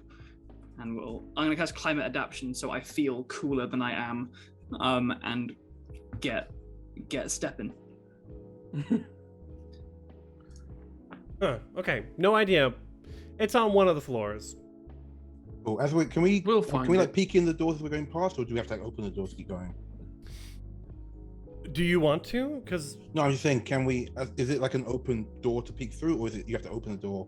You actually have to it physically is kind of the door. open, but you do have to step like fully 10 feet out of the stairwell to even like really get a good glance at the room. Okay. All right. Do back you on want to take a comms. look? Yeah, but before that though, I'm gonna stay on comms. We're gonna keep heading up. You guys, while you're waiting for us, see if you can find a cage or some kind of containment unit on one of the floors. Okay, I'll start looking at it. I respond. Yes. Okay. I can stay here and keep an eye on the plant to see if it like does anything. I won't engage. Okay. I'm concerned about you, Puka. My intention is not to engage. Mm-hmm. I would be more concerned if we come back and the situation is very unfavorable to us. No. Of course you won't engage. However, what if it engages? It'll have to find me first. That sounds very ominous, Puka. I like it. I think I'll like. So is there like a window, a balcony? What was that kind of entry? You can just fly in through the windows. Oh, how Just interesting. look in the windows as you go No. along. I'll like put Puka through the window while I'm still flying, and I put my hands on the windowsill and I go, "Be safe, all right?" Me too. And then I fly further up, or like. Krizuth, you find the cage room on the 24th. Ah, okay. So 24th floor. Okay, 6 floors to get it up. This is going to be interesting. How far behind is Alistair? Trying on, like with Maida doing their airy steps and Noir and Greylance being a Noir and stepping up easy. Like, how far behind are you sweating in the back? Probably like falling off. Like, if every 2 floors you do, like Alistair and Royo probably do 1 floor. Like they are. I get the sense that both of them would be a lot of speed liability when it comes to athletics. It's okay fast, but he is old though. Yeah, we'll keep pace. Like, we're not going to leave you behind or anything. Yeah, Royo's keeping up with Alistair. Well, I'll tell you what, Maida, do you reckon you can carry Alistair? No, No. it's fine. It's fine. We'll make it. Also, no, Christ, I couldn't carry it. Like, Alistair, it's not a comment on your weight. Everyone gets to the 18th floor. Yeah. Just we've got 40 minutes left in the stream, y'all. Right, So yeah. we can't spend another half an hour debating how we get up the steps. No. Yeah, let's get into him. So yes. I'm guessing we see the plant creature. You Eaten Puka. There. do. As you come into this room, these halls, as I said, it's a winding maze of corridors. Although you've kind of managed to come into a vault that the Kasaric has sort of wandered into, sort of backing it into a dead end. The alcoves of this vault are empty. Map. It seems like the curators have yet to fill this vault. And you can hear the Kasaric before you see it, as it's sort of like slavery, growling and like, what is it, slavering? I guess like that means like Slavering. Slavering, thank you. I was like, that doesn't sound right. And I had those samurai, and I that was like, don't sound oh. right. Slavering acid trailing out of its tentacled maw. Well, the good news is O'Brien did say it's tame, so it shouldn't just lunge for us, but does That's only- anyone perchance have some meat on them? We have Random rash- question. We have rations We've on got us. rations, but no, not just meat. I wonder if that would work. I think Alice is probably going to try and get one of these ration packs and try and open it, and like Oh, not. wait! Just in case we have more of a plan than just feeding the monster. Yeah, I have a plan. Give me a second. Jeez, everyone is so on my back. Just tell us the plan first before you try and just- feed it. Get yourself eaten, Alistair. Have you ever seen children with candy? Yes. You just leave dots for them. Also, we can just hold it ahead of it and lure it. I have a feeling that might make it lunge, and given that it has acid coming out of its mouth, I don't particularly want to be a stick for an acid drooling creature. But if it takes on attributes of things it tries to eat, and it maybe takes a little a little itty bitty nibble of Alistair, maybe it could be like more easily coaxed with like computers and coffee and nerdum. As it comes around the corner, it like sits back on its hind two legs and like lifts up its front legs, and like you can see all the tentacles like.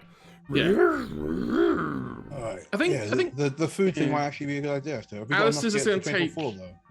Well, we'll try. So Alistair takes like a small scoop of the rations and like blobs it on the floor, and then takes 10 meters back or 10 feet back, puts another scoop on the floor to see if the creature will react. Make a survival check +2. That is 6. That's 16 on the dice. Alistair gets +4, so that's 20. So 22 altogether. 22. So it takes some time. It's sort of like. I get it's not your natural diet, but come on, it's food. It responds to Alistair's tone of voice, and just like sniffs at the food, and then you can see its tentacles begin like sort of scooping it up. Aw, who's a You're- good Kasaric you're- specimen? Oh, You're a it good makes Kasaric sense. specimen. It like responds to your like cute voice. Affirmation. Affirmations, thank you. And like jumps, and like the ground like shakes a little bit. Ooh, you wanna play fetch? Maybe getting it too excited is not a smart idea. It looks over at Wow. Alistair and like comes straight up to you, Alistair, and begins like. Are you still holding food? Mhm. It Yes. like tentatively goes to grab it from your hand, if you'll let it. I think I'll pull it back a little bit because we still need to use it to get it to come forward. And it It's goes. fine. You can have bits of it. It's fine. If you We'll give give it to you piecemeal. and then it like begins licking your face playfully, dealing 3 points of acid damage. Uh-oh. Then it jumps back and looks over to Puka and like moves its two front legs. It's happy. Let's get it Okay. upstairs Yo- to follow the friends. You wanna play catch? You wanna fetch the ball? Puka starts moving back, like, guys, he said a couple floors down, right? Up. Up, Oh, 24, 6 floors 24. up. Puka starts heading towards the stairwell. Mm. Come on. It sort of like stops for a moment and looks around. Oh. What is There's more food in it for you if you do. I'm gonna regret. I think Alistair's going to try and move with Puka, try to use the food as bait, but this time is going to put up his shield, so that he gets. I think it's like he gets temporary hit points, which is mechanics level plus intelligence, so something like 11 temporary hit points. Okay. So he can absorb some more of this acid if it decides to try and playfully lick him again. As it begins following you and Puka, you do take 1 point of acid damage as it licks you. But yes, the DC to like improve it to friendly was 21, by the way. Nice. So very Coming well, in clutch. very well done, Alistair. As Vindirth, is definitely friendly and enjoys being with you. It's just a little dog. Let's just get it up to its cage before the shield conks out and I start taking permanent acid burns. Bear in mind, That it's also seems the to- same size as Krezuth. Oh. Yes. Yes. It looks like Puka and Asta have this completely under control. So I guess Mado will just be keeping a watch. Like stay out of the way so it's not distracting to the animal. And we'll be keeping a watch as we walk up and ahead of any other constructs, people around. Yeah, same. I put my sword away and just gonna follow along. Puka seems to have handled. As you are following along, you sort of like get you can all like take a better look at Vindirth. This Kasaric here. As you as you start moving through the halls, you can see that its hide is glowing with various runes.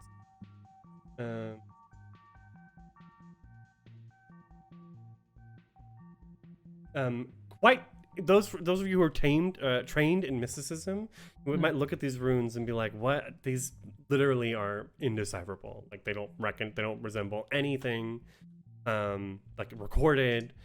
This is definitely, Alistair, you know this is not normal for Kasarics to have runes on their skin.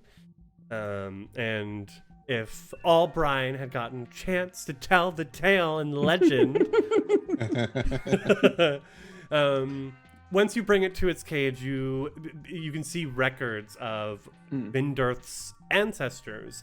The original Kasaric that was captured by the curators and bred in captivity, and you learn that each Kasaric that comes has a new set of runes that are then recorded. No idea what they mean, but they're there. An interesting project. Now, while this is, I suppose, for a lot of you, what you would call cute or adorable, I have nearly had my face licked off by acid. Do you need any healing that we can? No, I'll be fine. The shield took a lot of it anyway. It's all superficial. It's perfectly fine. Just, can we maybe move on and go deal with the other problem? O'Brien goes to its cage and sits down and like begins eating from a bucket filled with the red vines from earlier. Ah. That makes sense. And we close the cage door behind them. And then it like looks up, turns around. It's fine. I'm sure the creators will let you out another time. It's perfectly fine. Don't make me feel bad about this. This is purely a business transaction. So do you want to steal it and take it with us when we leave? No, I am not suggesting we steal it. Look, Could we? How are we going to steal? We're not stealing from this place, and also we're not taking that with us. It belongs here. If we are stealing from this place, I'm downloading all of their data onto my computer. Okay, that's the limit of my level of theft here. That's the one thing they told us not to do. That is true. Puka leaves behind a whole ration for Vindar and says, "I hope we can play again someday." Can I ask what's in this room? Is it just his cage and nothing else? Plus all of the like there are pictures of its ancestors and the runes that were recorded. Yeah, but there's nothing to keep it like occupied as an animal in a cage. Should at least try and be. There are some, I don't know. I wonder if it breaks out. If there's nothing to keep it busy. I'm gonna tell O'Brien to fix up next time we see him. This plant needs more. No wonder your animals are breaking out. You just leave them in a room with a bunch of pictures and runes. Give them positive, like what's the word? Positive reinforcements. No, positive. Give them like give them a tire in the corner, like a mirror hanging or something. Some simulation. Stimulation. Yeah. That's the word. Yeah, no wonder. Hang on. Yeah, We discussed this way, walking up more stairs. So wardens with a virus. Okay. Okay. Upwards and onwards. Let's keep going. Yes. As we keep heading up, I will call out Graylance. You mentioned wanting to like look at some of the other rooms in more detail. Graylance, you spy a room, so I made a roll earlier to see what you see. Filled with hundreds of pots, each containing a different insect.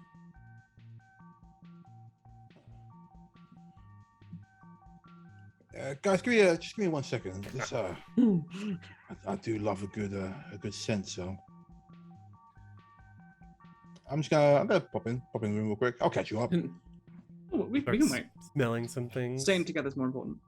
Does anyone else want to look at some rooms as we're making our way through the tower? I think keep an eye passing way. We'll do 2 more, so that way we'll have 1 room for each person. Aha. Alistair, you spy a room filled with thousands of vibrant birds flying and creating aerial formation that spell out words and runes in a variety of languages. That is extremely clever, but completely intangible to anything that I can possibly understand, and is utterly pointless. Wow. There is no function for this. Harsh. God. Yeah, you gave him the wrong. It's no. Don't get me wrong. I understand Beautiful animals that beauty, can make beautiful. language. Ah, fuck this. Madar. Madar spies a large room with an enormous gold dragon chained to the floor and kept in a Alive? kept in a chemically induced slumber. That's Madar's room? Yeah. I appreciate the value having these people as allies will bring to the Starfinders, but I must say I find their methods and their practices somewhat distasteful. And then we move on.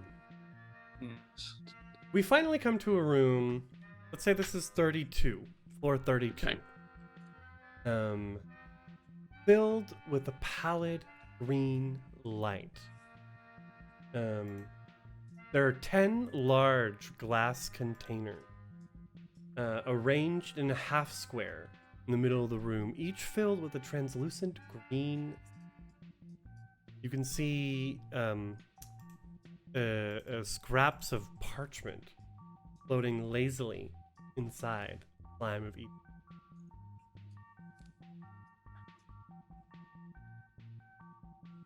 Boop, boop, boop, boop, boop. In here, you also see 2 technological constructs. These robots, like sort of waiting in the center of the room. They resemble robed humans constructed of brass and silver with visible clockwork mechanisms inside of them. I'm going to put us in the room.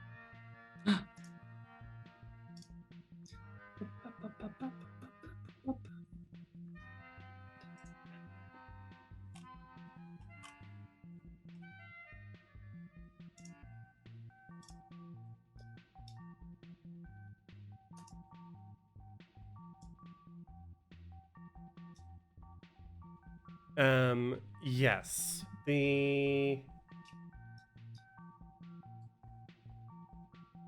As you walk in, you can hear the lore warden speaking to one another. Yes, our mental intellect clearly is superior to those of anyone else in the galaxy. Yes. Our overwhelming computing power will overpower anyone who tries to enter this room. And then they sort of turn and look. It appears that there are people here. Let us test our towering intellects of steel. Yes, we should do that. Oh no. The year 2000, the distant future. In the year 2000. I mean, fine, let's do it. I mean, what's the worst that could possibly happen? This is literally like, if I can't do this, then I'm worthless. That's a mentality to have. Good talk, That's Alistair. All right. a mentality to have. He's yeah, gonna yeah. draw my sword and walk towards these guys. Like, all We're right, not Alistair. supposed to- There is But- nothing more tedious than hubris of this caliber. But we're not supposed to break them, right? Preferably not. Yeah. A little. no. What about a little bit? Subdue and fix would probably be the best way to get around this. I mean, maybe we can talk them out of this virus.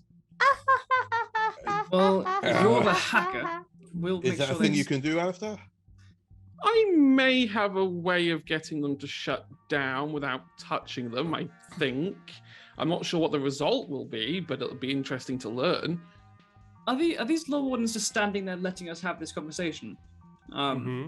Yeah, cool, great. I think- I just put my sword in my shoulder. Oh, okay, man. Yep. If you think you can do Yeah. it, go for it. Yeah, I think Alice is going to walk forward and attempt to. I am not going to bore anyone. Oh, it's a nerd off. Yes, I do. I do computer science for a living, but all I'm going to say is he's going to present a catch-22 paradox that technically has no answer, and just loops around and around and around and around and around. What if they're smart enough to say that's a catch-22 paradox and not ask that? Well, if they Their have to give an hubris- answer, Their hubris demands they answer. Exactly. Because they have the answer to everything. exactly. If they have the answer for everything, there shouldn't be a problem. Let's see what's up. Let's do it. Make a computers check. Okay, let me get my computers. That is a 19 on the dice plus 15. So that's 34. Jesus. 34. Jesus Christ. They begin speaking. Something along the lines of like Schrodinger's box almost. If the cat's inside the box, is it alive or is it dead? My mind went You can't to open the box. if a almighty deity is powerful enough to create anything, then can this deity create a rock that is so heavy that it itself cannot lift up the rock? Yeah. And so they begin. Oh, well, yes, that does. They start like spouting off. That brings to mind so and so's hypothesis of 5885 that states Just give it a minute. They'll break soon. They Just look back and forth with the Grey Lance. We were expecting a fight. There's shrugs. they begin arguing with one another. And they're sort of like, no, but that cannot be. If that is the case, then you would. No, I am the one who is right. You do not know what is going on. We are superior. And then they literally pull like their fists turn into blades, and they begin like hacking at each other until they're just in pieces on them. Oh, Why nice. did You it managed to do stop them without that? breaking them. Wait, no. I mean, I didn't quite know how. You didn't lay a finger on them. Exactly. They But they decided are to. in pieces. I'm sure the creators can rebuild them. I'm sure that's not too much of an issue. The fact that this I'm guessing superiority virus has decided to now rid itself is probably the better outcome anyway. I mean, I am not a godly intellect. I probably couldn't have removed that virus without triggering something worse. So So they maybe just smash each other up. I don't know if the virus is gone. They're just not working, mate. it's fine. I'm sure the creators can glue them back together and look, problem solved. We See, I didn't thought you even were have going to to lift a like hack finger. them and like, debug them or something. Tech what- tough, I don't know. What would happen if I failed that and then that thing got loaded into my exocortex? You think I'm insufferable now? Imagine if I had a superiority virus in my exocortex. Should Shouldn't be easy to kill, I should imagine. should we continue just to we're almost at the top of the tower? Let's ensure that these were the last of them, Yeah, good thinking. and Let's then go I on. suppose head back down. This all went rather smoothly. I mean, Alistair, that was impressive. I have my uses. Alistair, stop being so self-deprecating. It doesn't suit you. You're Well. talented. Acknowledge it. Also, that we didn't really have time to roll initiative, so that was pretty well done. Like, props, Alistair. Well, Really yes, well done, Alistair. I must commend you. I don't know if I would have been able. I work in a university campus. Professors are like this all the time. You just turn them on each other. You quite right. Oh, he's so right. So we begin making our way up. As we head to the top floor, Royo says, "Well, don't forget we are searching for information here on the Scoured Stars. So, I hope is that perhaps we will find something somewhere here." And his voice trails off. As we enter the top floor, there's a single open. A lone pedestal rests in the center of this space, in a small cube. Atop, you can see complicated ridges covering the cube, and it's almost like we kind of like the camera like zooms in on the cube, and we can see like a maze somehow moving in on itself, and then move back out, and it's glowing. And that is where we'll end our session today. Ooh. Changing to a time to mystic shit. Well, everyone, that was super fun. I had a great time today. Thank you. Mm-hmm. We will be back Yep. next week for the second half of In Pursuit of the Scoured Past. Or I guess as all Brian would say, In Pursuit of the Scoured Past. Need to kill that man. God. I think the superiority verse got into them. I'm trying to remember. I'm definitely imitating that accent, but I cannot remember what show. Like Star Trek first season. No, it's maybe a cartoon. It's like somewhere in the back of my mind, I can feel it scratching and wanting to be known. I feel it's like a spoof on like William Shatner kind of voice. I don't know how. I could be imitating an imitation of that. Yeah, that's my vibe at least. Okay. But what? Maybe I'll figure it out in the next week. In the meantime, let's go ahead and plug what we'll be doing in the next week, in the days to come. Starting, of course, with Inez. Hi, it's me, your friend Inez, who has been oh so distracted this whole game. I'm very sorry to you, the viewer. Hi. Let me look you right in the eye as I say that. Let's see. What am I? Yes. Where am I? What things? Who? Yes. Ooh, what? Huh? Huh? What? Okay. My name's Inez. You can find me everywhere on @SuccubusGirlfriend. It's right above here somewhere, I think. Or with the X's in front and after it. It's like it's not that hard. And I have my face everywhere, so I'm easily recognizable. Let's see. Twitter and TikTok are the most active. Twitter is where I'll be retweeting everything when I go live and all that stuff. And so check that if you want to see my many projects, of which I will now preview. This Thursday, I will be over on Horde of Tales playing a Demons game called 12, where I will be playing Kog'Maw. Is that Witching Crafts 12 and Demons? Is it? Exactly. Yes. Nice, amazing. Yes, it is. Those Yes. guys are so cool. Yes, it's very, very cool from what I've played up until now. It's very, very cool. But yes, I'll be playing Kog'Maw, a void demon who is very much all about collecting things and being very goblin-esque. So let's see. Then Saturday Vampire is over, sadly. Every Monday I'm here, and then next Wednesday I will be over on Life with Rogue playing Vampire the Masquerade. Playing Letitia Dauphine, a Toreador vampire who is very strong and very sexy. Well, not very strong. She knows how to handle a sword, let's say that. And she's very cool and awesome, and the story is really cool. Not as cool as Meg. Let's just say that. Not as cool as Meg. You're very, very right about that. I'm holding that one. You're very, very well. She is very cool, like Meg, because she did cut off the head of a KKK member. Don't worry about it. It's fine. So yeah, That's pretty so cool. it was really, really cool. And yeah, she's awesome and one of my favorite characters to play. And that's it. I only have 3 things I'm in now since the Saturday things ended. Boo! It's so sad. I actually have to find something else to do on a Saturday night now. This is depressing. Sad. I'm sure there's plenty coming.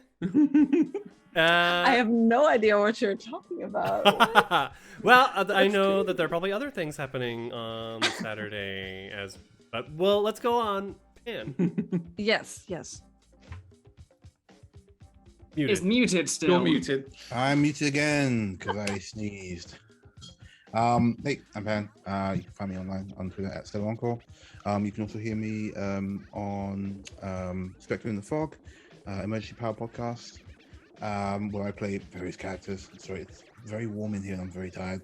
But yes, you can find me there. You can check me out there. Listen to my things. Thank you. Good night. Good night. Hedgehog. Onto me. I've been Hedgehog. You can find me on Twitter up there, Hedgehog UK. In terms of stuff, this Thursday we are back in Paradise City again after being ill last week because apparently a virus was going through the TTRPG community and knocking us all down like flies. I'm still looking for players for a Saturday game. If anyone's listening and wants to join, there's a link in my Twitter on one of my many posts for a sign-up form. I won't go into too much detail because I'll probably be here all night explaining it. And then the only other thing I've got coming up is still on Mondays, not next Monday, but the Monday after, is we're doing the other one-shot here for Starfinder, which I am now going to be in. Playing, I have no idea yet because I've not actually made the character sheet. It's in front of me, but I'm going to be around for that. Possibly, I've been touting the idea, possibly Alistair's younger sister. The magic caster, who I've not quite decided what class that is yet, but we're in the planning phases. But yes, that's me. All the lore. You got to make an extended family somehow. Panecha. Hi, I'm Ida. I'm not actually a Wookiee. See, it's just a suit. Calm down, Wait, everyone. What? You can find me on the interwebs there in the pan, and I play weekly at Horde of Tales. We're having a D&D Eberron campaign. We're off this week because our GM is taking us off script due to shenanigans, backstory shenanigans. That's going to be fun, but do check out Innes on Thursday because we're going to be having that game of 12 Occult Eye. This Saturday is going to be a very big event with a group called Roll for Good, and we are starting We're starting at 12 p.m. British time, all the way to 11 at night British time. We're having 3 games: D&D, VTM, and Camp Slaughter, in 90s hacker slasher horror game, indie game. A lot of giveaways. Oh my god, we're giving away like the Alien RPG bundle, One Ring RPG bundle. We're giving away real stuff, you can, like physical things. It's amazing. It's going to be great. We're raising money for Mermaid's Gender because trans rights are human rights. And I don't know what your rating is here, but fuck TERFs and everyone who is denying trans rights in the UK and all the slander against them. That's awful. That's what our rating is. Okay. The rating is fuck TERFs. Yeah. And Pan missed the lead here. Pan is going to be one of the MCs. It's going to be the games and outro, and so will I. And it's going to be amazing. Please join us. You need something to do Saturday night. You're going to be there all day, win prizes, support awesome people, diverse European cast. It's going to be so much fun. Andrew. And me. Hi, everyone. I've been Andrew. I've been Maida in all my 3 glory. You can find me on Twitter at there. Just Andrew. It's just my name, Andrew Dasson. The only other places you'll find me currently is right here next Monday, continuing this wonderful stuff. Though, if you are a D&D nerd who loves homebrew stuff, I am re-engaging my elder brain, experimental scientist brain, and getting back into D&D homebrew mania. So, if you want to catch up with just endless reams of D&D homebrew monsters of all kinds, go follow that. I also currently have a prompt post up, so if you want to give me some prompts, I'll make monsters based on your prompts and ideas. I love getting. I'm just a mad scientist, and this is an excuse. That's all that there is for me. Though I will just point a whole bunch of faff back. Let the final thought of your evening be: go follow Roll for Good. One of my claims to fame is the Dungeons and Dragons stream that I came into this community doing, Chasing Tales. One of our original players and founders, the wonderful Prue Pants, is one of the original founders of Roll for Good, and I'm just so proud of Prue. She's one of my best friends of all time, and I'm so proud of her and what Roll for Good has become and what it's still doing. I did not know anyone here at Manaport, and so the fact that it's spread and you guys are involved with that is incredible. So yeah, that's how I'm here. Amazing. Because I met Ida during the last one in May. Really? Mm-hmm. That's amazing. And Hedge was in one of And the Hedge, one shots yep, too. yep. Yeah. Mhm. And then Yeah. I looked at their Twitters and found Inez, and looked at their Twitters and found Pan, and then like it's Yeah. Yeah, pretty incredible. And Roll for Good has become so much bigger than that and is continuing to be amazing. So go follow them, go watch their streams. If you can't watch, go lurk in them. Donate. Play. I'm Get in the Discord. Be a shouting player it out DM. now. so- I definitely intend to, when it wraps around towards summer again, I want to DM this time. Mhm. Rather Jamie, than play. if you're part Yeah. If you're part of the community, go DM. If you want to play, go be a player. Do all of it. They're amazing. Right.